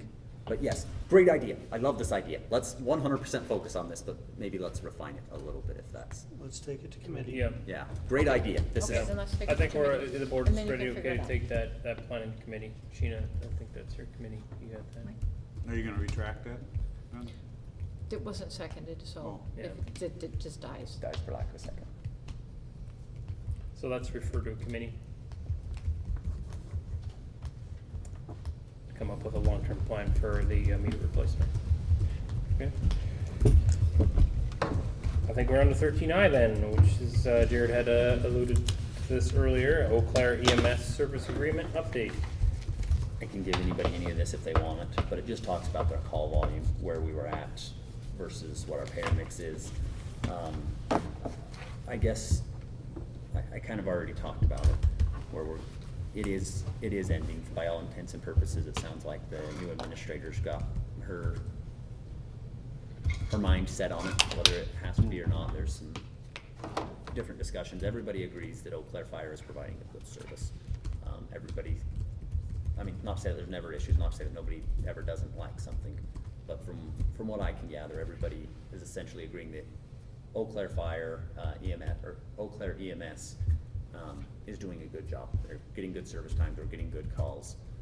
It's going to come down to a money component. So, as I talked about a year ago, or a month ago, apologize,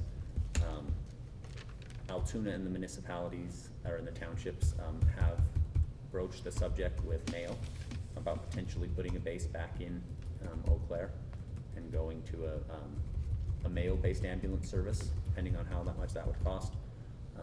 I know that Altoona is currently in the study phase. They've contracted with a company to come in and do a phase about their various options, combining with Eau Claire, continuing to enter into a new service agreement at their increased rate, starting their own, or trying to go with a third party. It sounds like, as far as Altoona is concerned, that's a decision that's gonna be pushed out to mid to late summer, as far as how long they're on their study. And honestly, we will have a seat at that table as far as talking about it, but Altoona is going to be the big player in that room. I guess I couldn't guarantee that. From what I understand, I obviously wasn't around at the time. From what I understand, X number of years ago when this was originally discussed, we had the option to stay with Mayo and base out of Osseo. For us, the response time was pretty close, but they wouldn't take Ludington. There was some concern about Lincoln, and I don't know necessarily all the decision making, but we decided that we were better off to pay the fee to be part of a fire district, a little better response potentially, and we made that decision.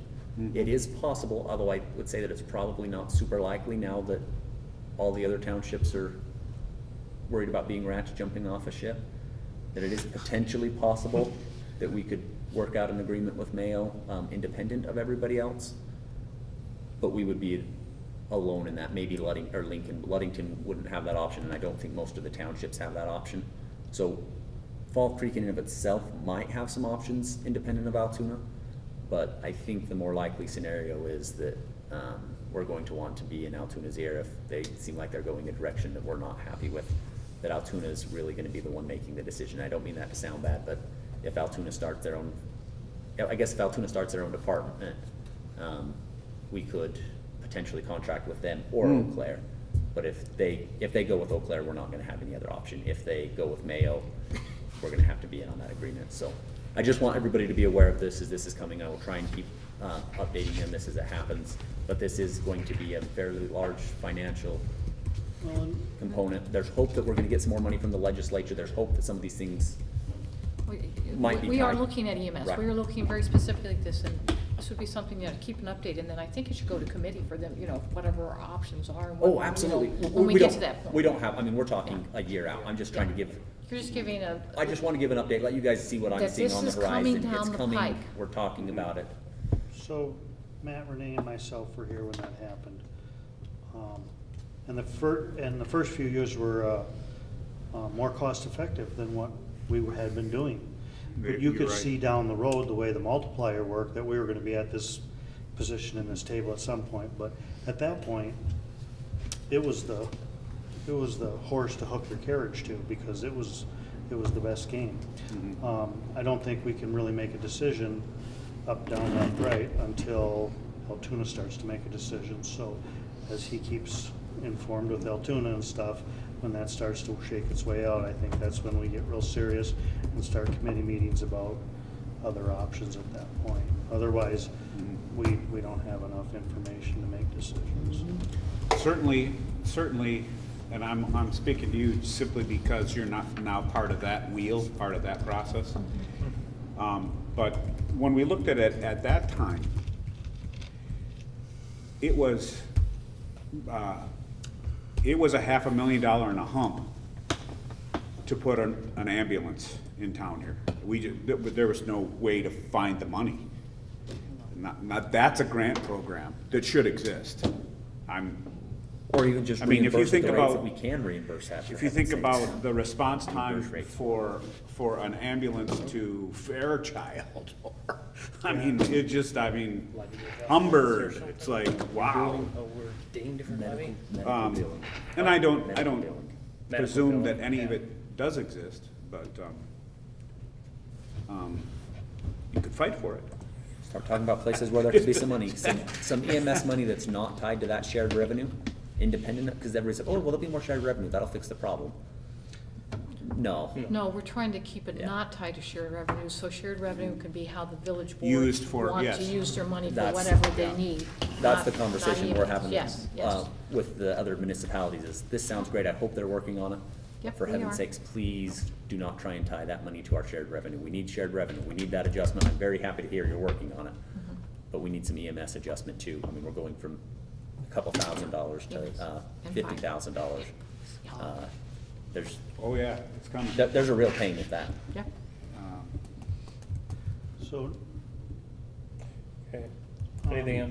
Okay.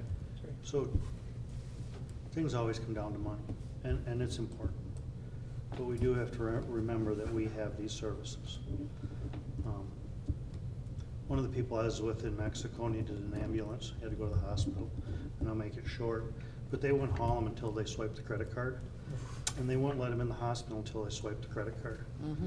And unless there's a weird situation here, we don't have that. No. Right. We'll pay later, they eat the funds because people don't pay and stuff, so. That's an eye opener when stuff like that happens, so. It's good to have those things, so. Agreed. Okay. You ready for next one? 13J, Yeah. EMS in So- the fire district? So Yeah. these are related Yeah. components. 2 years ago, we talked about this a little bit. We didn't talk to it in detail. Ludington and Lincoln weren't necessarily interested, not that they didn't recognize that there could be an advantage. But, and I don't know this, I might be putting words in their mouth, but it seemed like there was just a certain level of distrust that if the village is pushing this, maybe this isn't the best, is this really in the best interest of the towns? And in that given year, it was clearly in everybody's best interest. But I couldn't speak for what finances might change in 2 years or 3 years, and it may or may not be. But in short, we have a joint area fire district. We're funded by the 3 municipalities based on our equalized value. And there's certain state statutes of how you can set that up and how the taxing authority works for it and all of those things. But we are off of, that joint fire district was set up in such a way that it can provide EMS services. So we are kind of doing it and kind of not. So as part of our agreement with the Eau Claire, we have to have basic, not basic, first responder. First I'm responders. trying to call it basic, but that's the next level. We have first responder service. So we have an ambulance, not a paramedic, but we have, I don't wanna call it a Band-Aid wagon, that sounds offensive, but, Rescue truck. I know what you're Right. saying, first responder, right? Yeah. we have a first responder level ambulance. Yeah. That's probably the way I should say that. And we have first responders there, and we're wonderful, very, very happy to have them. They're doing a wonderful job, and that's part of our requirements, that we have to have first responders. But then each of the 3 municipalities entered into an EMS agreement independently. That's not taking place through the fire district. Ludington signed an independent agreement, Lincoln signs an independent agreement, Fall Creek signs an independent agreement. I'm not saying that we are going to want to do this. What does that mean?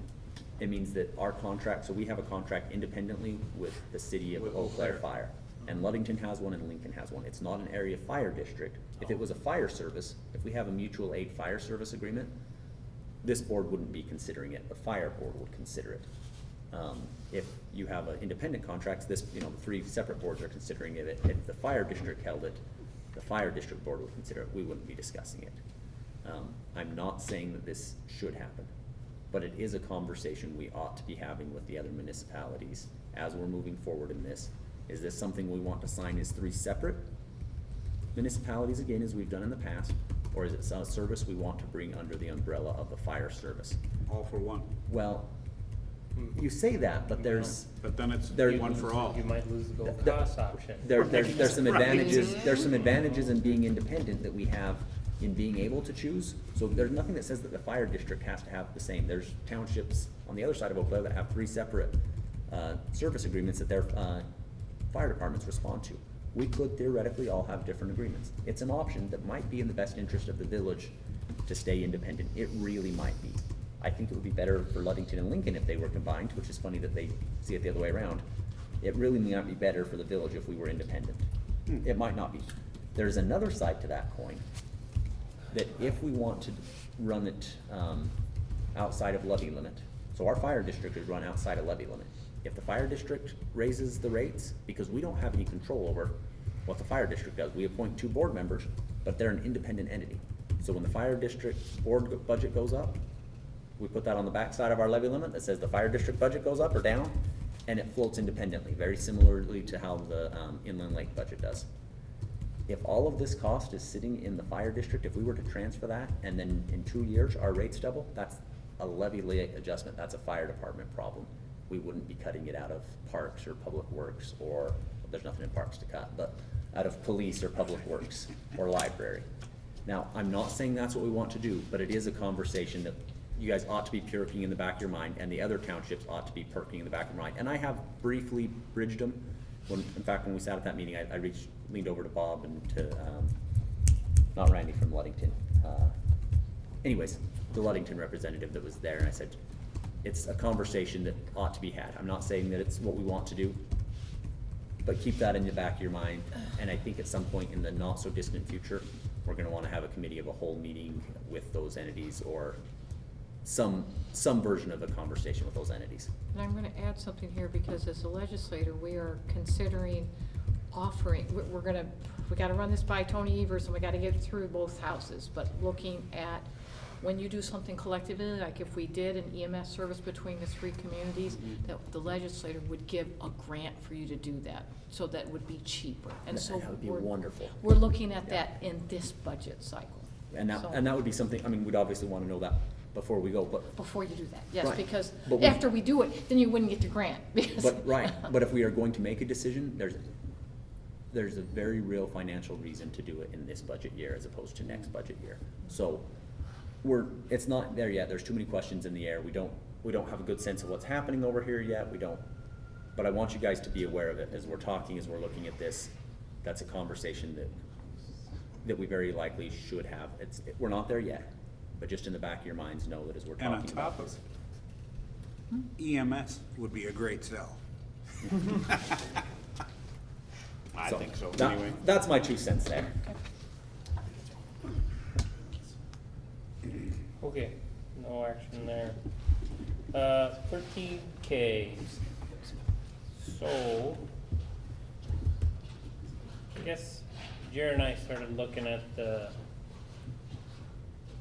we talked about some, I think everybody was anyway talking about buildings, right? Maybe what to do, and, future outlook, like, would we ever stay in this building? Would we go somewhere else? And in doing that, we ended up looking at that property out there, because there's one lot that the village owns next to the fire, and then we were looking at the fire and trying to figure out, well, how does that tie in with the fire district property? That whole property sits in the village, and then it became like, well, I don't think it was supposed to. So I did some digging, and Renee helped me, and there was, it was supposed to happen in 2009, but there was a grant that came in, and the village owned the grant and put up the building. Jared can maybe talk a little bit better about what the fire district used to be, but it changed. In short, there was an agreement between the fire district and the village that at some point, half of that lot and building would come to some agreement that it would be split. Whether it's, that would be cleaner for a parking lot or building, or We were supposed what? to transfer. Transferred. So if legally possible, If legally possible, to transfer the portion of the lot to the fire district when the commitment of the financing was Yeah. up. If And- not, to come to a, and it was a 10-year document. Like, after 10 years, somebody looked at it, and there was some emails that went back and forth from the legal team, but there's no deed that got recorded, and nothing no happened. conclusion to it. So we can't find anything either. So we're just looking at it, and like I said, Jared could probably give some history of how the district, I think there was some, maybe you could talk to it too, how the townships felt like they wanted more say, of representation, so the fire district was formed Yes, and. yeah. And the village was very kind in that. Yep, to be and real honest. it was a good, you know, agreement, everybody worked together well. What happened then is what's happening with Eau Claire right now, about paying for stuff but not having equity. But instead of the village saying, pound sand, get out, or, they said, you know what, you're right, you guys have been paying for it. Yeah, We'll form an area district and we'll put all of the resources that you guys did rightfully pay for. I mean, it was in the village's name, but you guys have been paying for it. And we formed the district and transferred all the assets. The village apparently hurt a lot of feelings. It created some distrust with the towns at the time over it, and with the property owner who didn't want to have the yeah, so fire the station. village built the property, had the grant, and over time, the fire district was paying back, and then once it was done, there was supposed to be a split. So I think out of this, we were just looking, we had a couple options, but we wanted to get some legal advice, you know, whether we were trying to form like a 1,000-year lease or something like that, that was no cost, and, you know, with them, or, you know, if we couldn't deed it, you know, split it somehow, or, you know, if we could split it, you know, do that now, if that made more sense, but just legally figure out what the options We are want to to get it resolve cleaned it. up. and We get the wanna fire get it cleaned station, up. What's supposed to be theirs to the fire district. Yep. And so that, as long as we've done some research and found it, might as well get it taken care of while it's fresh in our mind, and so we're just looking for authorization, I think, to get some legal advice and see what it takes to get it cleaned up. Legal advice, if I can split it, then I'd also like authorization to get a CSM worked out. If I can't split it, then authorization to get an agreement worked out. Because those are the two things. If the legal advice clears up and says, yes, it can be split, it should be split, our contract says we should have split it, and then we should work up a CSM. If when we start talking with the attorney, they say, yeah, for X, Y, or Z, you shouldn't do it, or you can't do it, then we need to split up a 1,000-year lease or something. yeah, or 1,000 lease or 100 lease, you know, whatever it is, 100 that lease or- says, yeah, this is yours for $1. 'Cause then- Any idea what it costs? Nope. I don't think it'll be a particularly expensive one, to just be real honest. There's not a lot of intricacies on this. We'll get to you, Wesley, here in a minute, but. There's not a lot of intricacies in it, but I do want to have the attorney look at it as opposed to me on this one. Some Well, we things I'm- saved money Some things last I'm year. happy to look at and say, yes, this is what I think. But this is one I want the attorney to look at. I wanna make sure we're not screwing Ludington or Lincoln or vice versa. As much as there's been distrust, I don't want to further any distrust. I wanna make sure we're good working partners. I wanna make sure that we're all working at it on the same goal, and I just wanna be clean about it. Get it straightened out the way it's supposed to be. Any comments or questions from the board? I think Wesley had his hand up, but I want to give you guys a chance first.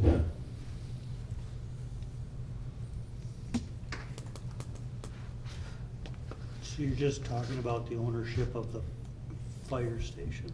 And half the law, or a portion, it's more or less that firewall. Yep, from the firewall to the east, Yeah, firewall to the east, and, and that office space and stuff.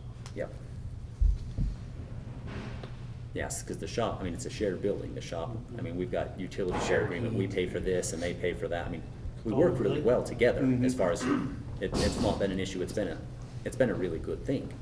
But we want to clarify it before somebody else comes in there and says, well, we want to do this or that. I just want to make sure we know how it's supposed to be, Yeah, whether it's roof replacement or sealing the parking lot or re-siding, or somebody wants to expand, or, you know, when somebody starts asking about future plans, it's just better to have it written down have it be clean. and clean. I understand. Yeah. Anybody have, otherwise, board okay. Wesley had a question, your hand up, or I comment? just remember, I think earlier in the meeting, you all were saying that you had some unused money for legal counsel. That was from last year. Oh, from last year? Yeah. Okay, Yeah. all right. So I make the motion to give Jared authorization to seek legal counsel for, just in regards to the fire station property.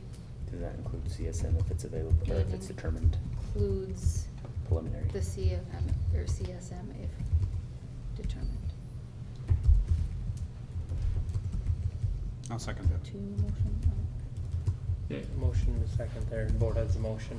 Does everybody hear that, okay? Yeah. Comments, questions?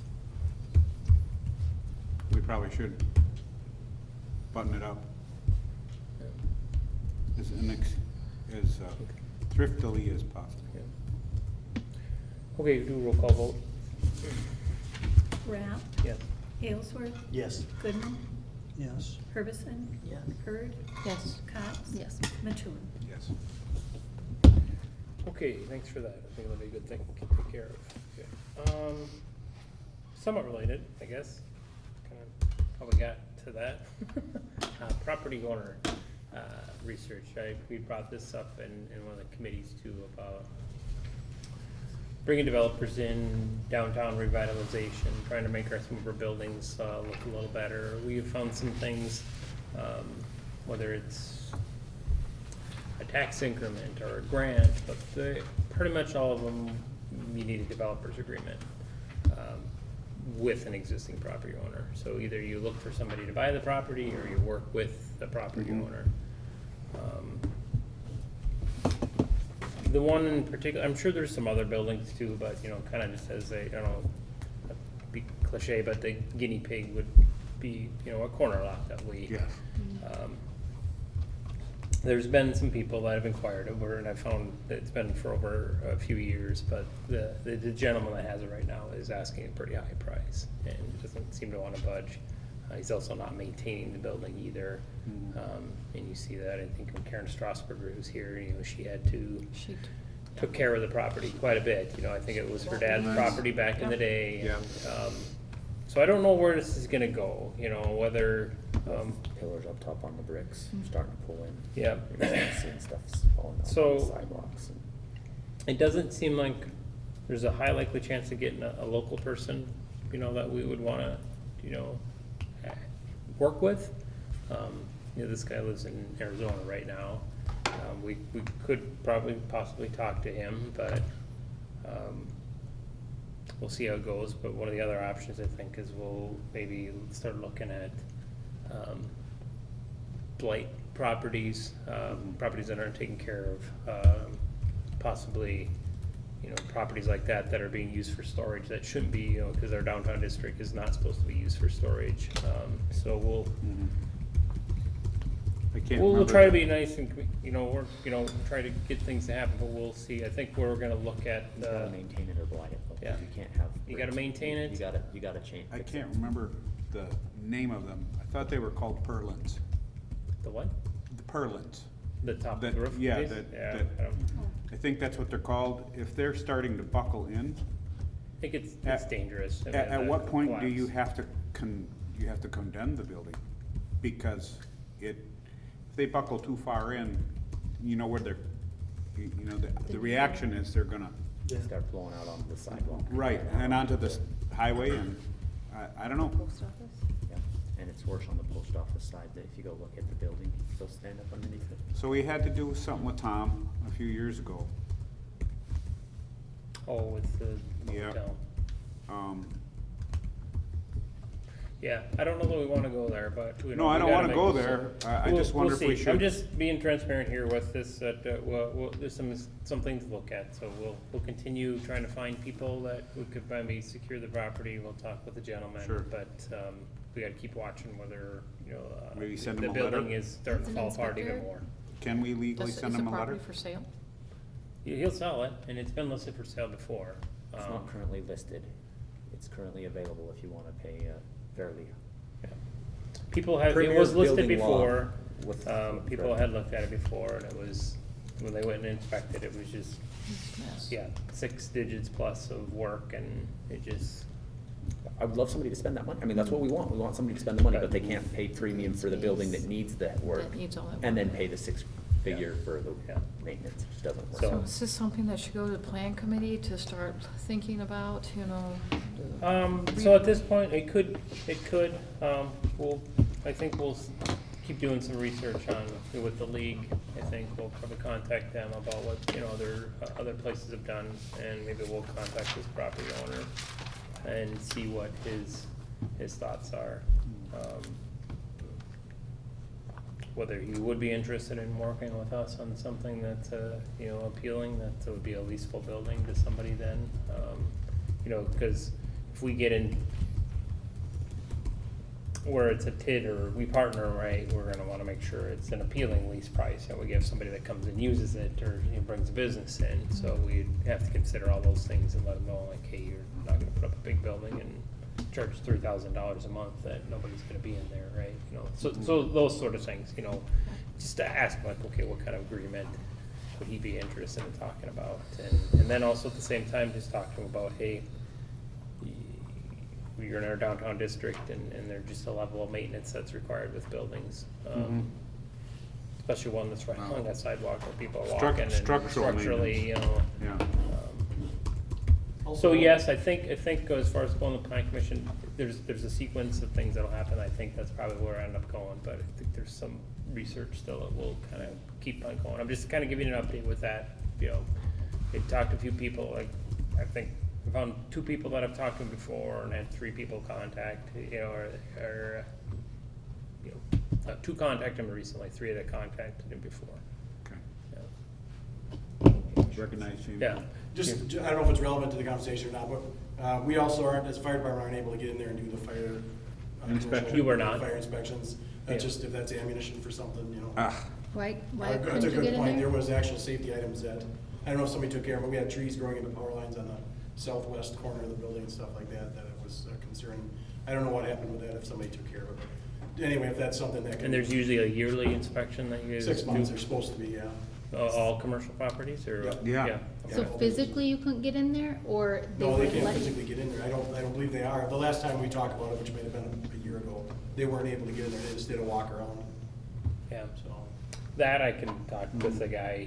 I've gotten in there before. Okay. And We could I've call seen and the, ask him. I'd say I've seen the inside of it. Yeah. I can maybe clarify too with the fire inspector guys too, but it just. Yeah, they could I know have it's been a contact problem. us and we can get a hold of him and say, you know, we'd obviously ask him, if, you know, that's what we're doing and make Sure. sure it's okay, but anyway, we'll be in touch with him. Are there other There's- properties Um, that's not happening to? We should, I mean, Other properties that it's? yeah, Yeah. And, well, as far as commercial properties. I thought you were talking about blighted properties in the district. I don't know about inspections. Okay. I wasn't thinking that. I was thinking if we, yeah, That's not really us anyway, right? yeah. I don't want to be hyper-focused on this property. It's just a kind of a, you know, a key location, you know, that has good potential. Highway, it's like right there. I Yeah. don't mean this to sound bad, but they have some really good looking buildings on the other side of the street from that one. Yeah. Huh? That really do a good job of. It is an eyesore, but it has a lot of potential if, Yeah. It's a if the waste right if person it's could get it. not Um, being used for, if it's being used for storage, it's not. Okay, so, nothing here. If the league's not helpful and we need some other legal advice, we'll come back. If there's something else, we'll come back, okay? Any other comments, questions there? I don't think we need any action yet, okay? Keller Park plan. Jared, thanks. A couple, You want me to talk about it, or are you talking about the one we talked about in committee? no, you'll talk about that, just a couple of things, but same idea. Okay. On our capital project plan, we have, talked about, and we've been talking about that Zeman money and potentially, the, ARPA funds as well, doing a facelift to the tennis court / basketball, pickleball, complex court, whatever we're calling that. And we have tentatively budgeted some money in there. And then Karen's committee has been working on, grants and, you know, as you mentioned with the, I guess that's playground. a little bit further down, but in the playground. And we've been talking about spending those monies and making a facelift. I was kind of concerned that maybe we ought to be looking at this from a little bit of a holistic approach. Maybe we ought to approach an engineer and see if we could get them to draw up a concept plan. Say, yes, this is where we're looking at it. What I don't want to have happen is to design a playground in isolation and a ball field in isolation. Is that the best place for the tennis court? Would a tennis court fit best right there? Would that be a better, you know, if we turned it this way, if we move it over here? As we're talking about going after funding, saying, yes, this is the concept, this is what we want. And then we could go out for bids on it if that's what we determine to do. And same with the playground equipment. I mean, try and get a little bit of a holistic approach on what we are or aren't doing. And is this, you know, we're gonna do this all, we're gonna say this is phase 1, this is phase 2, this, you know, Currently, our plan is high level, because we have our recreational plan, and it's high level to have all those pieces. But what Jared's talking about is, can we drill it down a little bit and be more specific, and to have some plan about where things go, instead of, okay, now we put in the playground equipment, and now, oh, we should have thought about the courts, and we shouldn't have put the playground equipment there because the court should have, you know, we're just trying to get a, And I think we ought to pay, and I don't mean this, but I think we ought to pay the engineer a little bit of money and have some, let's put together some concepts on that. Let's say, yep, we put it this way, this can look like this. And I know that, I mean, we can go and talk about it, we can say it, but honestly, when you go out to put things to bid, when we go any process along this way, if we can say, this is the concept, this is what we presented, here's the concept, here's what we're doing, community, this is our phase 1, 2, 3, we're gonna do it all next year, we're doing it all this year. I think if we could, I hope that we're truly gonna spend that money there. I hope that that's what we do, because I would love to see that park facelift. We're getting a new ball field on the backside. It really would be a great use for our younger families. Well, not even our younger families, all of our families. A lot of people utilize that park, and I would love to see that revamp, but I want us to be a detailed approach, and yes, this is what we're talking about in this specific instance. And I can play on Google Earth, and I've drawn up maps, and I said, yeah, I can fit this over here, and I can fit this over there. But I think we need a better level of detail than Jared and map maker. we need an engineer. So that's the committee's recommendation?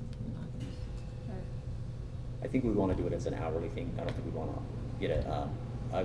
project per se, but an hourly. This is what I'm Yeah. asking you for, and an hourly. I agree. Get an idea. Yep. How much can we get for this?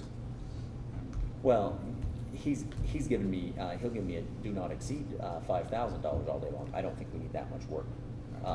Well, I can read you the scope of what he said, because I asked him about this, but I said, he gave me a great big scope of, X number of planning meeting. I mean, they can go all out, and that's not what I'm asking for. Gareth or a different engineer? No, Gareth, but he's got a parks guy in their Oh, office okay. that's, Yep. that's. Does he have some scissors? You Yeah, can 'cause cut what- that down to Well, like, and that's exactly where I'm going, is I think what we're looking for is this unit right here. How are we laying out the playground, the ball field, tennis, or no, I keep saying ball field, I'm trying to say basketball court. I apologize.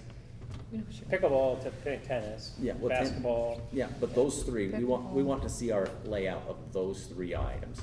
We're not looking for a park redesign, we're not looking for, right. we want a layout of those three items. Am I scoped correctly, or are we looking at something differently? No? No, Okay, I that's just it. want to make sure that Yeah. that's That's it. I mean, the horseshoe pit is already way over, Yeah. so we don't have to bring that in. an hourly rate, for a concept on those three items. Are you looking for a motion on that? I am, I'm looking for Okay. some authorization. With all property around that area. Yeah, but for those three items, I mean, if they're moving this over here, putting that over there, but we're looking at setting up Yeah. what we have there. Could it include possibly a fourth item? With a big question mark? Yeah, whatever you guys tell me. That's, We only use the volleyball court. doesn't exist When, anymore. is it gone finally? There's no volleyball court. Then maybe we, just those three items. Yeah. I guess we could build another volleyball court, but. Well, the not one if that we're you- only gonna use it once a year for mud We wrestling or didn't- whatever. Yeah, but we didn't have anything else in our outdoor recreation plan besides that. I mean, we didn't put in there because we took a survey of all the residents. And, Right. what do we want? And it was a pickleball, and it was the playground was at the top, and then, so that's what we're just trying to do is follow, we've done a The lot of plan. work and put money Right. into that plan, so we're just trying to follow the plan. Right, my only question was, we did have a volleyball court there, and I wanted to get rid of it. But if we were still using it. It was dilapidated, and we made that executive decision. Do we have a motion, or are we kicking this to committee, or do we have a motion that we can actually go to the It sounds like the hourly? committee has recommended that, right? Hourly. Yeah. Well, yeah, we discussed it Okay. in So, committee. Sounds like we Matt could get a and Ryan motion and then I. out of somebody, can't we? I'll make that motion, Okay. assuming the committee Okay, thinks it's a good idea since. so you're making a Second. motion for the preliminary, like, Hourly. concept, For engineering concept- concepts? some Concept hourly map, rate yes, thing. for Okay. Jared to okay that would Who be. seconded that? I seconded Oh, it. okay. Go ahead, Mo- say it. Board has a motion and a second, or has a motion on the table now. It's a motion to go to the engineer for park plan concept with those three things tied in with the existing properties around Keller Park. And on an hourly basis. Hourly basis. Comments, questions? I'll go roll call vote, please. Aylesworth, Yes. Goodman, Yes. Ferguson, Yes. Bird, Yes. Cox, Yes. Mattoon. Yeah. Rapp. Yes. Okay, 13N, question and answer open house. So there's the slides here. So there's been a lot of probably questions on utilities and different things, and you know how we compare. And we had this before. This is what we handed out.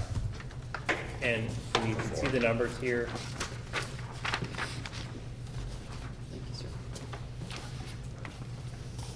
sir. It, Fingers away. and so some of the thinking, and I think this hit home, there were some people that understood it the last time and appreciated it. And it is a good chart. But, you know, take a look at this and then, Maybe I'll let you look at it. is this the current, with That's what we I- have right that- now? This That's is what you've old already one. seen. Renee, will you share mine? I'm gonna give that to Jamie. This is, so if you look at the date on top of this is what you guys have all already seen. Yeah. This is with our old rates, how we racked and stacked In 2021. on 2020, so the date is, August 18th, yeah, 2021. August 18th, 2021. That was a snapshot in time. And we had put this in the newsletter? No. We would we- never Put it so- on the website. sanitize. No, until- we did not sanitize it. If you remember, we told people where Oh, we we stacked. talked about it, yeah. But this had each of the municipalities' names, and we didn't want to be throwing our collaborators under the bus. True. To say, oh my goodness, Yep, yep. municipality such and such is the worst. That makes friends really quick. This is our attempt at sanitizing that. Okay. It doesn't, we just call them municipal A, B, C, D, and say the population size. Can't believe how this, So this is our attempt at sanitizing it, so the information could be seen without throwing anybody under the bus specifically. If somebody truly wants to figure out which those municipalities are, you can figure out based on population size and county. But Thank you. we're not necessarily throwing anybody under the bus. and when are we posting this on the website? Okay, This is so- our current okay. information as of Yeah. most recently updated one of them today. Okay. But this Oh, is, okay. this is our current. So once we get Everybody once we get the website up, I think we could get this out there where, again, we just have generic cities, right? We're not, these other municipalities shared information with us and that was generous. Oh, we have a comparison.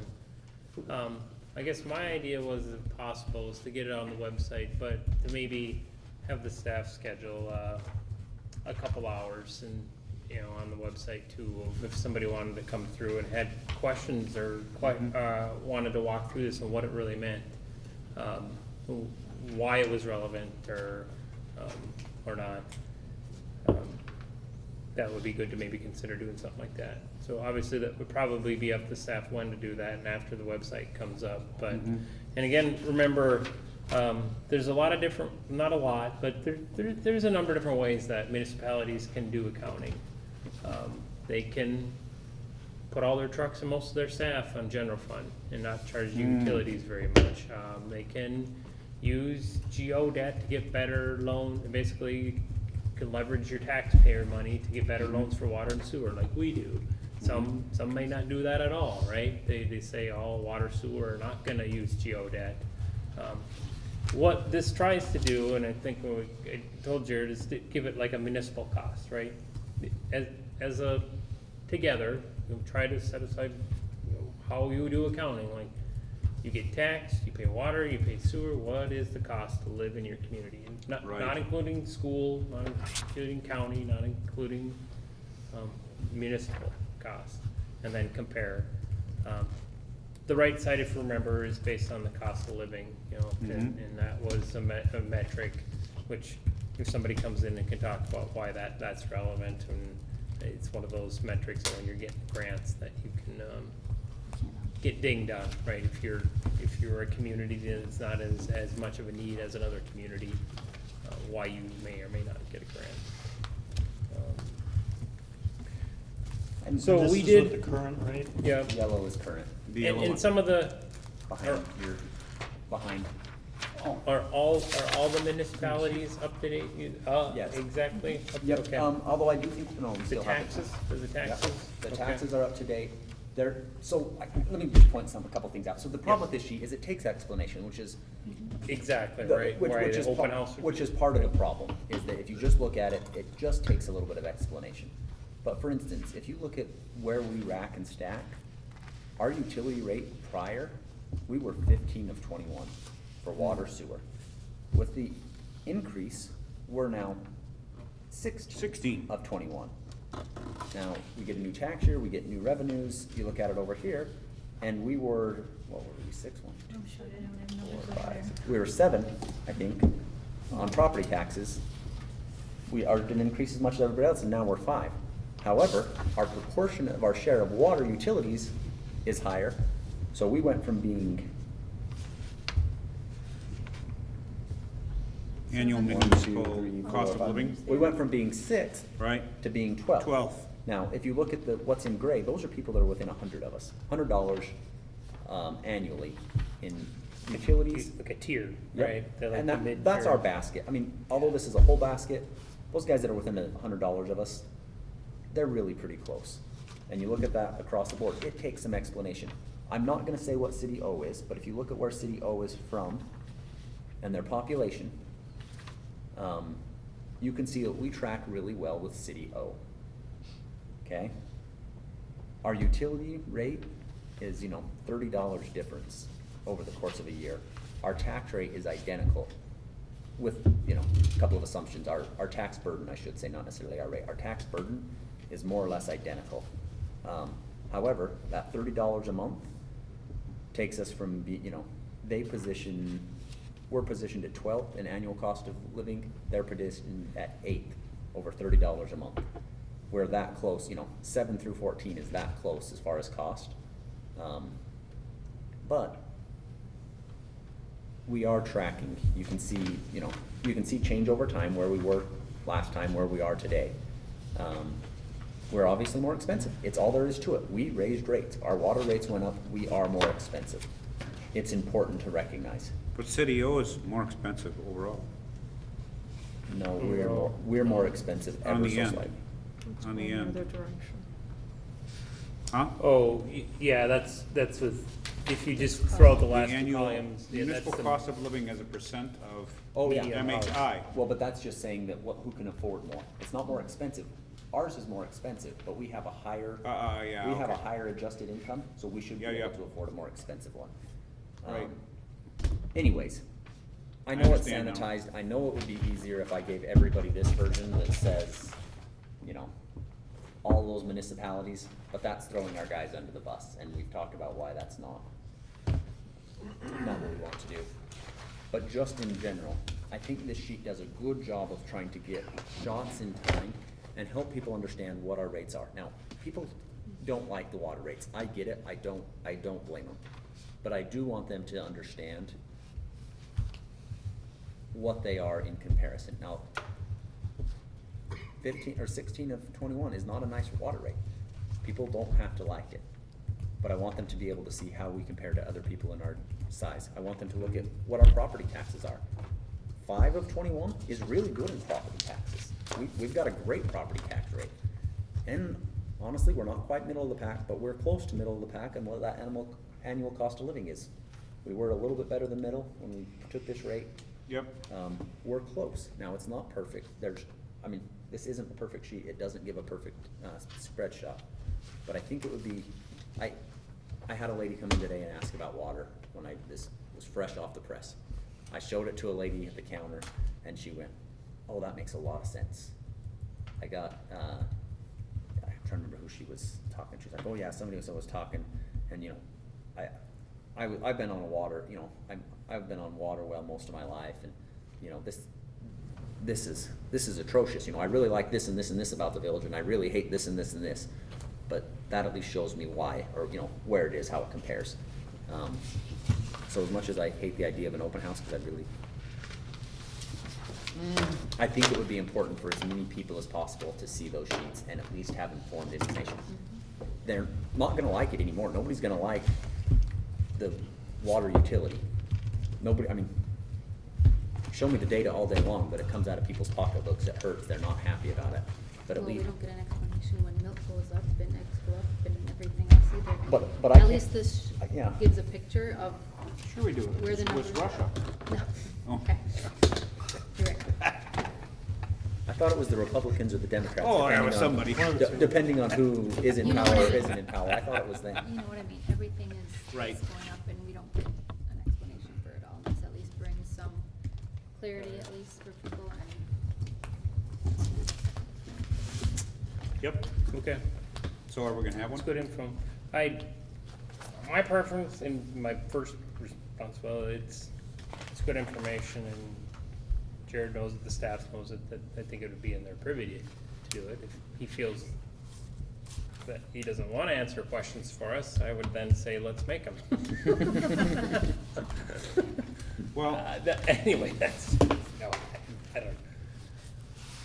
I think it would be a good idea. I do too. It doesn't help the situation, and we're not perfect, but, you know, we got fresh rates, hopefully it's they stay that, transparency. hopefully they Well, stay it's this also way Total for. transparency, it's like, yeah, um, okay, you're mad at me, I get it, but here's Yeah. why. also what a board meeting. Hopefully we don't have to do anything. well, for- that's, and that is true. That's what a board meeting is for. There's Yes. all kinds of chairs. And I hope this stays, regardless of whatever happens, you know, staff keeps us fresh and up to date, and keeps the, you know, we have every year and a half have a version of it, and see what we're tracking. Okay. Do you believe this is too complicated in the form that it is right now? Because my brain went backwards on the cost, you know, cost of living, as a percentage of, median household income. No, Until- as it looks here, no. I mean, what are your bills? You get taxes, you Yeah. get water, you get sewer. Right. We don't put garbage in there, but Right. roll them all together. But then my How do you question is, compare? And then, so if can't we you, post these? I on the would, website? that's where I like the open house. Is you Right, can, you can okay. post them if somebody really wants to digest them and understand them, but if it is complicated Mhm. for a lot of people, if they don't, and they wanna talk through it, then they can. Cause I don't like people taking stuff without, you know, a primer to be able to understand what they're looking at if they want it, right? I would 'cause if- throw it out there as okay, this is what we got. You wanna understand it? Come on in. I'd love to give copies of everybody, Yep. but if I can tell you, this is what you're looking at, and you can take, it's not necessarily sunshine and roses. Anybody can look at that and still leave mad, but at least they'll have the data. Yep. Right? And I'd like to just be able to point out, yep, this is where we fall. Good, bad, or indifferent, we are 16 of 21. We are 5 of 21. We are 12 of 21.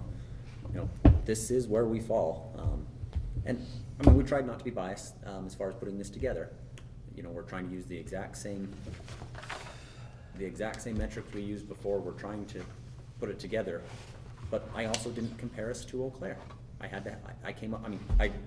I showed them, or I showed municipalities directly surrounding us that might be in that size in the sheet below.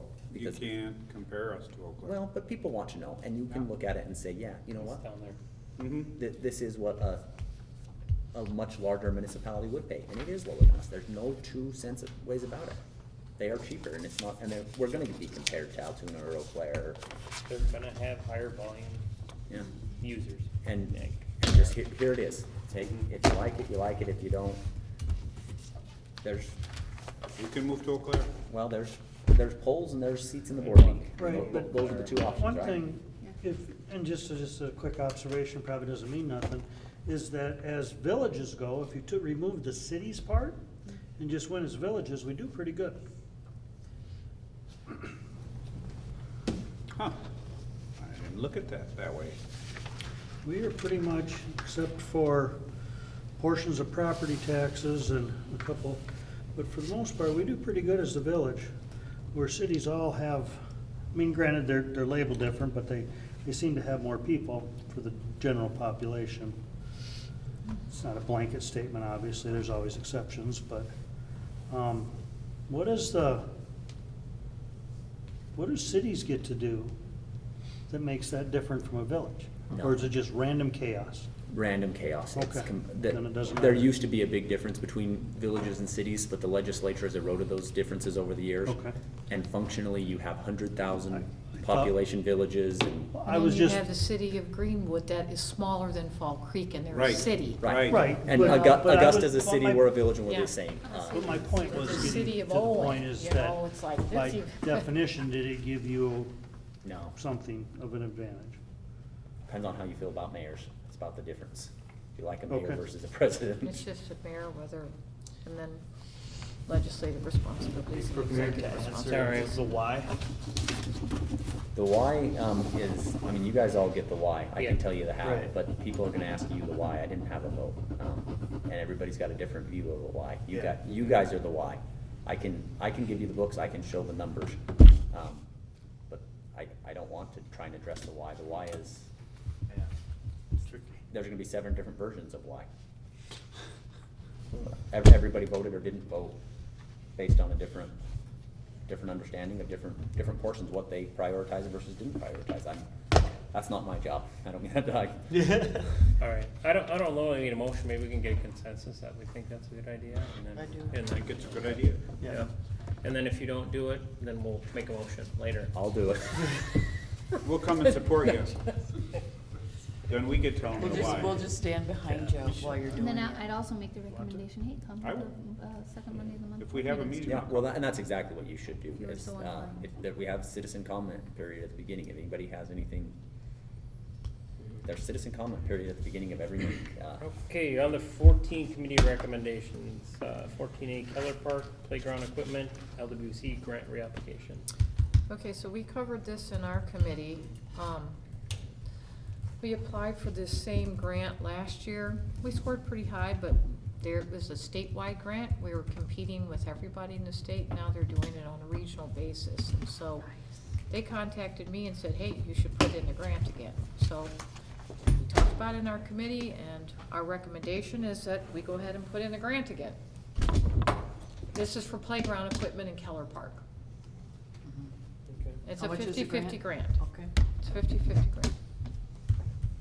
Is there any feedback from the grant reviewers last time of make things that would make it a Yeah. better sell, or plus or minus, or just say submit it as is? It's pretty much submitted as is. And then what really helped us is we had all this collaborative effort. We have Town of Lincoln that's helping, and the youth sports, and the Lions, and so that was helpful. And I sent you the email And about. I thank you. Yeah. And you should explain. Yeah, whenever we put in the grant, you know, we have a certain playground equipment, we ask them for an idea, an estimate of how much, because we have to give, in our grant, we An have to give idea. an estimate of, well, that's gonna cost. Well, we don't have to use that particular company, we will go out on a bid process. If we get the grant, then we go out on the regular bid process. It won't affect So I it sent at you all. that email too. Yeah, and that was just what you and I It's talked just about. what we talked about, Mhm. yeah, so. Will it help to have a plan from, Engineer? Gareth's?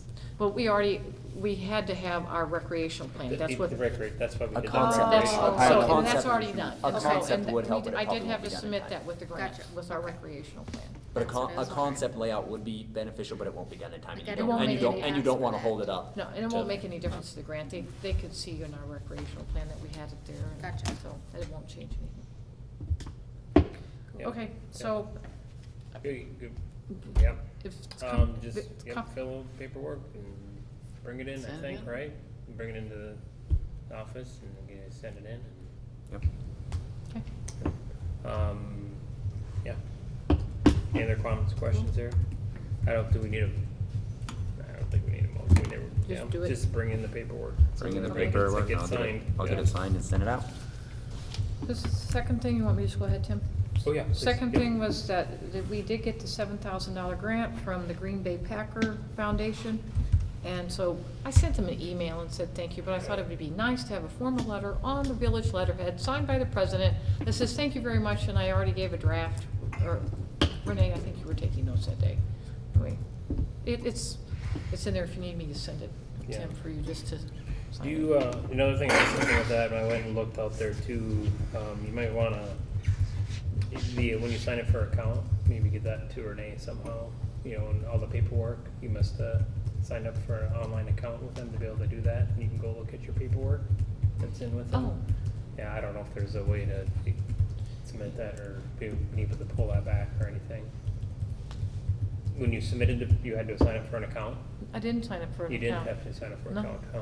How are they gonna do grant administration? You can download all the documents and And then then you mail it? email the documents in. Okay. Then you fill them out, they're PDF fillable Will they do forms. the same thing? So when we go to expend, so they gave us the check, I assume there's a reporting process, which they will want a report Yeah. of how the funding. Yeah, that's or kinda how I got expenditures. it, maybe. So Oh, typically- you mean, Yeah. oh, you're talking about the Green Bay Pack Review? Yeah, the Yes. Green Bay Okay, I'm Packer. sorry, I was back on. I would say the typically grant. there's a grant administration, they're gonna wanna, The only thing they said is that we have to spend it on the playground equipment.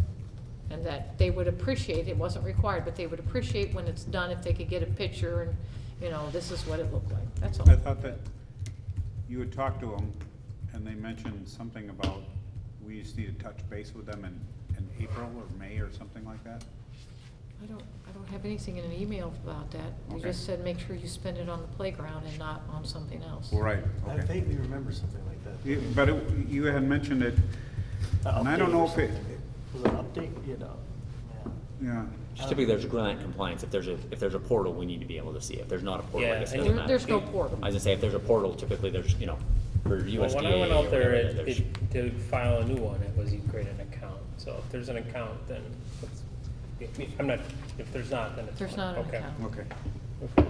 But yeah, that's a good idea. Will you email Let's- somebody and see if we'll there's get a letter. compliance thing I need Do to you be wanna doing? write it up? or I you want already me to? wrote it and I gave a draft. It's I in the had it in the packet, committee and I put it in, Oh, okay, yeah.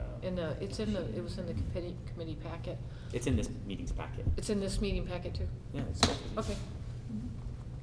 So, yeah, it's already written, Oh, it's it's just, on my- it would just have to be It's in. not on my page, it was on the next page. I was gonna say, I'm like, no, we got that up. Yeah. Yeah, and then just, it would have to go on the Fall Creek letterhead, and so you could just, I can send it to you on a Microsoft Word document, so you can just cut and paste it, so you don't have to retype it. Okay. Okay. Thank you. I'll do that. Okay. All right, 14C. This was referred to committee. There was a couple complaints about an apartment complex here in Fall Creek about it being unsanitary, and so we needed to look at the village ordinance, what happens when we have complaints, and the village ordinance is clear. Says if somebody complains in the apartment that something's going on in an apartment in the same building, then you complain to the village president. It specifically says to the village president, and then it's turned over to the county health department. And the county health department comes out and then will inspect and then make recommendations, and specifically for abatement, so that they will give them a time frame that you have to get it cleaned up and fixed, whatever the problem was, by this certain amount of time. If they don't get that done, then it goes to the local circuit court, so the court will order them to do it. And so that's all in our ordinance. And so I think that our committee discussed it at length, and we decided that our ordinance was adequate and that we would just continue, that there wasn't, we didn't need to do. To change. To change it. I think for the most part, yeah, I'd read the minutes and I agree with that. I do think we should, like we've done in other places with the zoning administrator, his name should be swapped in for that as a zoning administrator, an administrator, because there's a number of mechanisms in there that say, if they're not hearing, then you get the police chief to go, and he's the administrator and the boss for the police chief. So the logistics of somebody coming and reporting and the day-to-day stuff, I think I don't have a problem doing it. It's just better tied in with Jared. So what I'm saying is swap out village president, put the administrator / zoning administrator in there, because it's kind of just part of zoning anyway, so. He's our day-to-day interface. Yep, I think that's just a mess. So if I had to do anything, I would find leaving it, but maybe just a minor cleanup like that. What do you guys think? We'd have to Well, bring we it didn't back. discuss it in committee, so this is new. I know you weren't at the committee meeting. It's sort of like me not being at the, you Yep, guys well, went to we- closed session, and so. Yep, we brought so this forward in board, we kicked it to committee, I would have expected, some of that, and we did talk about it at the board, that was in there, and there was probably some cleanup that could be done with that too, besides the periodic, but it was also the mechanism of. So what are you saying, Karen? He's, what Tim is making a recommendation for is we change the ordinance. Right now, the ordinance reads that the complaint will It go goes to the village president. And yeah. he's saying the complaint should go to the zoning administrator, that the village president doesn't get involved, and the zoning administrator will go through that process of taking it to the county board of health, and the county board of health takes over from there. So, That, that's, am I right? Is that what you're suggesting? Well, there's some other mechanisms in there too, where you get the police chief to come and, Now, the you police know, are, do, if it got to be A well certain. check or something. Yeah, if it would got to be such a nuisance or something, that they could do some things. I don't remember. But that's all the already mechanisms. in there. That was already in there. It's just, if somebody's calling and wanted to know, it just, it's So, a pretty minor thing. Could you write So, something up and yeah, then I'm we not, can look at it? we would just draft it and it'd come back as a first reading. Changing president from administrator, I mean, I don't. Oh. But if It's a what pretty I'm- minor if thing. I'm Like, understanding- major things go to committee, right? But, I don't care. would you be okay if we Makes- sent it and had a first reading of it, and then if you're not comfortable with that, we'll send it to committee, or would you? you get 2 readings and you can we talk get about 2 it then. readings. Yeah. I'm just asking because Let- it sounds like you let would me like re- it. Yeah, I read the ordinance front to back several times. I know. And so I don't, you know, is it just because you have a problem, Tim, with someone, you know, it's complaining to you? No, it's just consistency, Yeah. right? Throughout the rest of it, you know, when we had a separate zoning administrator before. But now Jared Jared's- is writing and rewriting a Right. lot of them, and it ended up being that the zoning administrator was always coming to Jared and asking the questions of how to do this, and we said, well, it did make sense in that, and the plan commission recommended, and we did change out that the zoning administrator was a role that is assumed by the administrator. So in that vein, right, we said, if there are day-to-day type things like this, where if somebody's trying to get a hold of you and wants to file a complaint, where would you go to file a complaint? You're gonna come to the office anyway, you're gonna say, hey, where's the president, where's the email, and how do I get a hold of them? Like, well, in fact, well, here's the guy that's in charge of, he's the board representative, is the day-to-day operations, what's cleaner? Well, That's why I'm like, that I'm makes more sense to totally, me. I totally understand that, I get it, and I can easily embrace it. I'm just asking Karen. The village, you know, without an administrator, the role of the village president is to be a signature authority, Mhm. run meetings, Yep, and when needed, you know, be a representative of the board, mm-hmm. interface, but day-to-day stuff, Same as any other trustee. yeah, just like we've been. It's consistent with what we've been doing, I guess, as far as, that's why, that caught my eye, is because that seemed like. yeah, What is it's the just a miss. downside to having I don't. the, Good question. Yeah. having it be, not that, other than like, Yeah. some more, something for you to do. But what's the benefit to having the It's, president be the person or the administrator, or the, I'm sorry, not administrator, the zoning, but you happen to be the zoning guy too. What's the downside? can I give another example? Like with the HR stuff before, we had swapped all that out. You know, it used to be through the president, right, Chester? Yeah. The end of the year reviews. Yep. Why did we do that? Well, because we had somebody who was a different role, and we created a position, with the day-to-day things. So when it's the day-to-day things, we, like, yeah. That's my point. It's a pretty minor thing. It never happens, really. It's a pretty minor thing, Yeah. because someone's gonna come into the village anyway and complain to whoever's behind the desk. Mm-hmm. And then it's gonna go, Renee, yeah. you're eventually gonna hear about it anyway, and Jared's gonna be the one, I mean, to Yeah. call the county. So I mean, the way it stands, it works that way too. So I mean, in reality, it's already working that way. Right. Mm, But also, No. if you, when you think about living in the village, if there's a property that, as you stated, if there's an apartment that's not, you know, kind of not up to par, or if there's, you know, is that more of a, is there more bias with it being a rotating The only advantage- person potentially in that seat? I don't.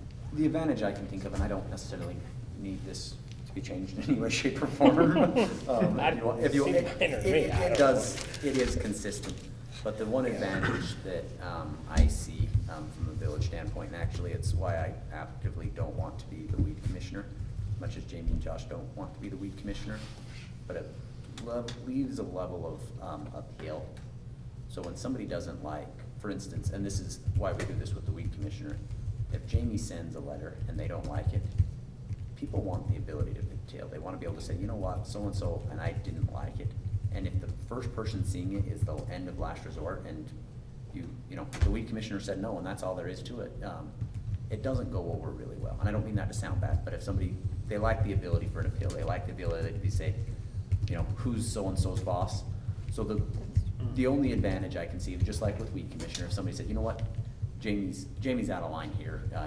He wrote me up on my grass for being 5 inches, 7, 8, you know, it's a 7 or 6 inches, I don't even remember. But, you know, it's an 1/8 of an inch over what it's supposed to be, and he wrote me up. Seriously, is that how we're going to do it? And it gives them an ability to appeal. That second transition often helps smooth things and say, you know what, you're right, or no, I understand where you're coming from, but for this reason, this is why Jamie's actually doing this, and being able to talk through it with somebody else helps. And in that regard, if we are calling the county on somebody, or calling the police department, if we're working on enforcement and somebody doesn't like that we're proceeding enforcement mechanism, being able to go back to the board and say, are you guys serious? Or Administrator so-and-so is doing such and such. That's the only, I mean, consistency, there's a consistency aspect. But as far as operational advantage, as far as what the end product would be, that's the only end product upside I can see, is that there's, There's always Yeah, the board. I there's- mean, even if they went to the president, Right. I mean, they can always come to the I know, board, but you know, it's- Some because of the it's a bias whole out of board. it. But there's So just it's a no little bit other of a place weak as far argument, as but- like nuisance reporting that it goes directly to a board member, really.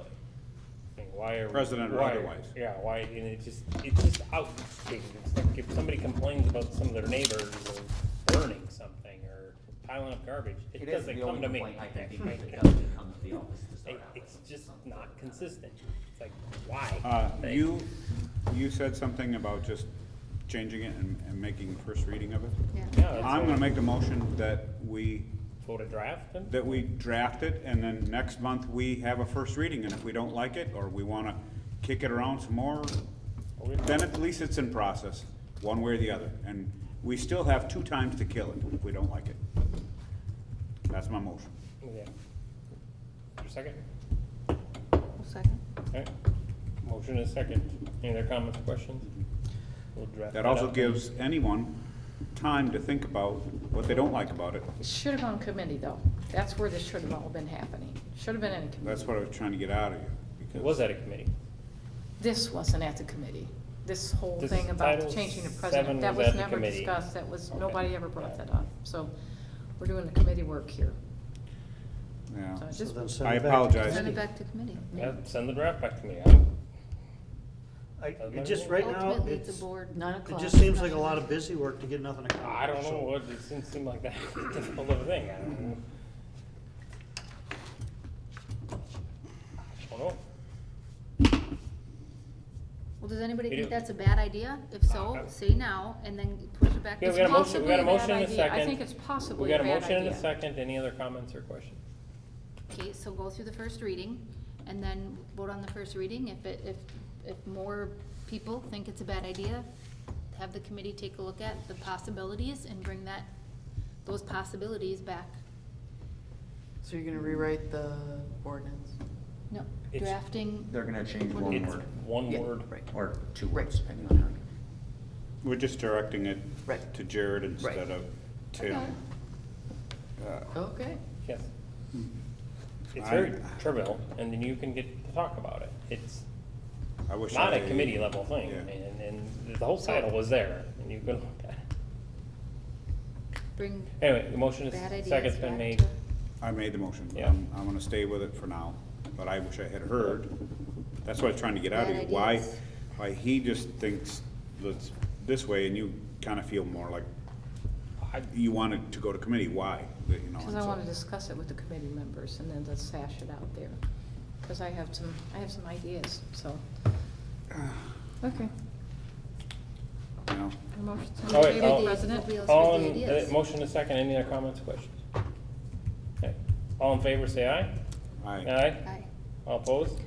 Opposed? Opposed. I'm opposed. Yeah, I So hear nay. you. I'm waiting.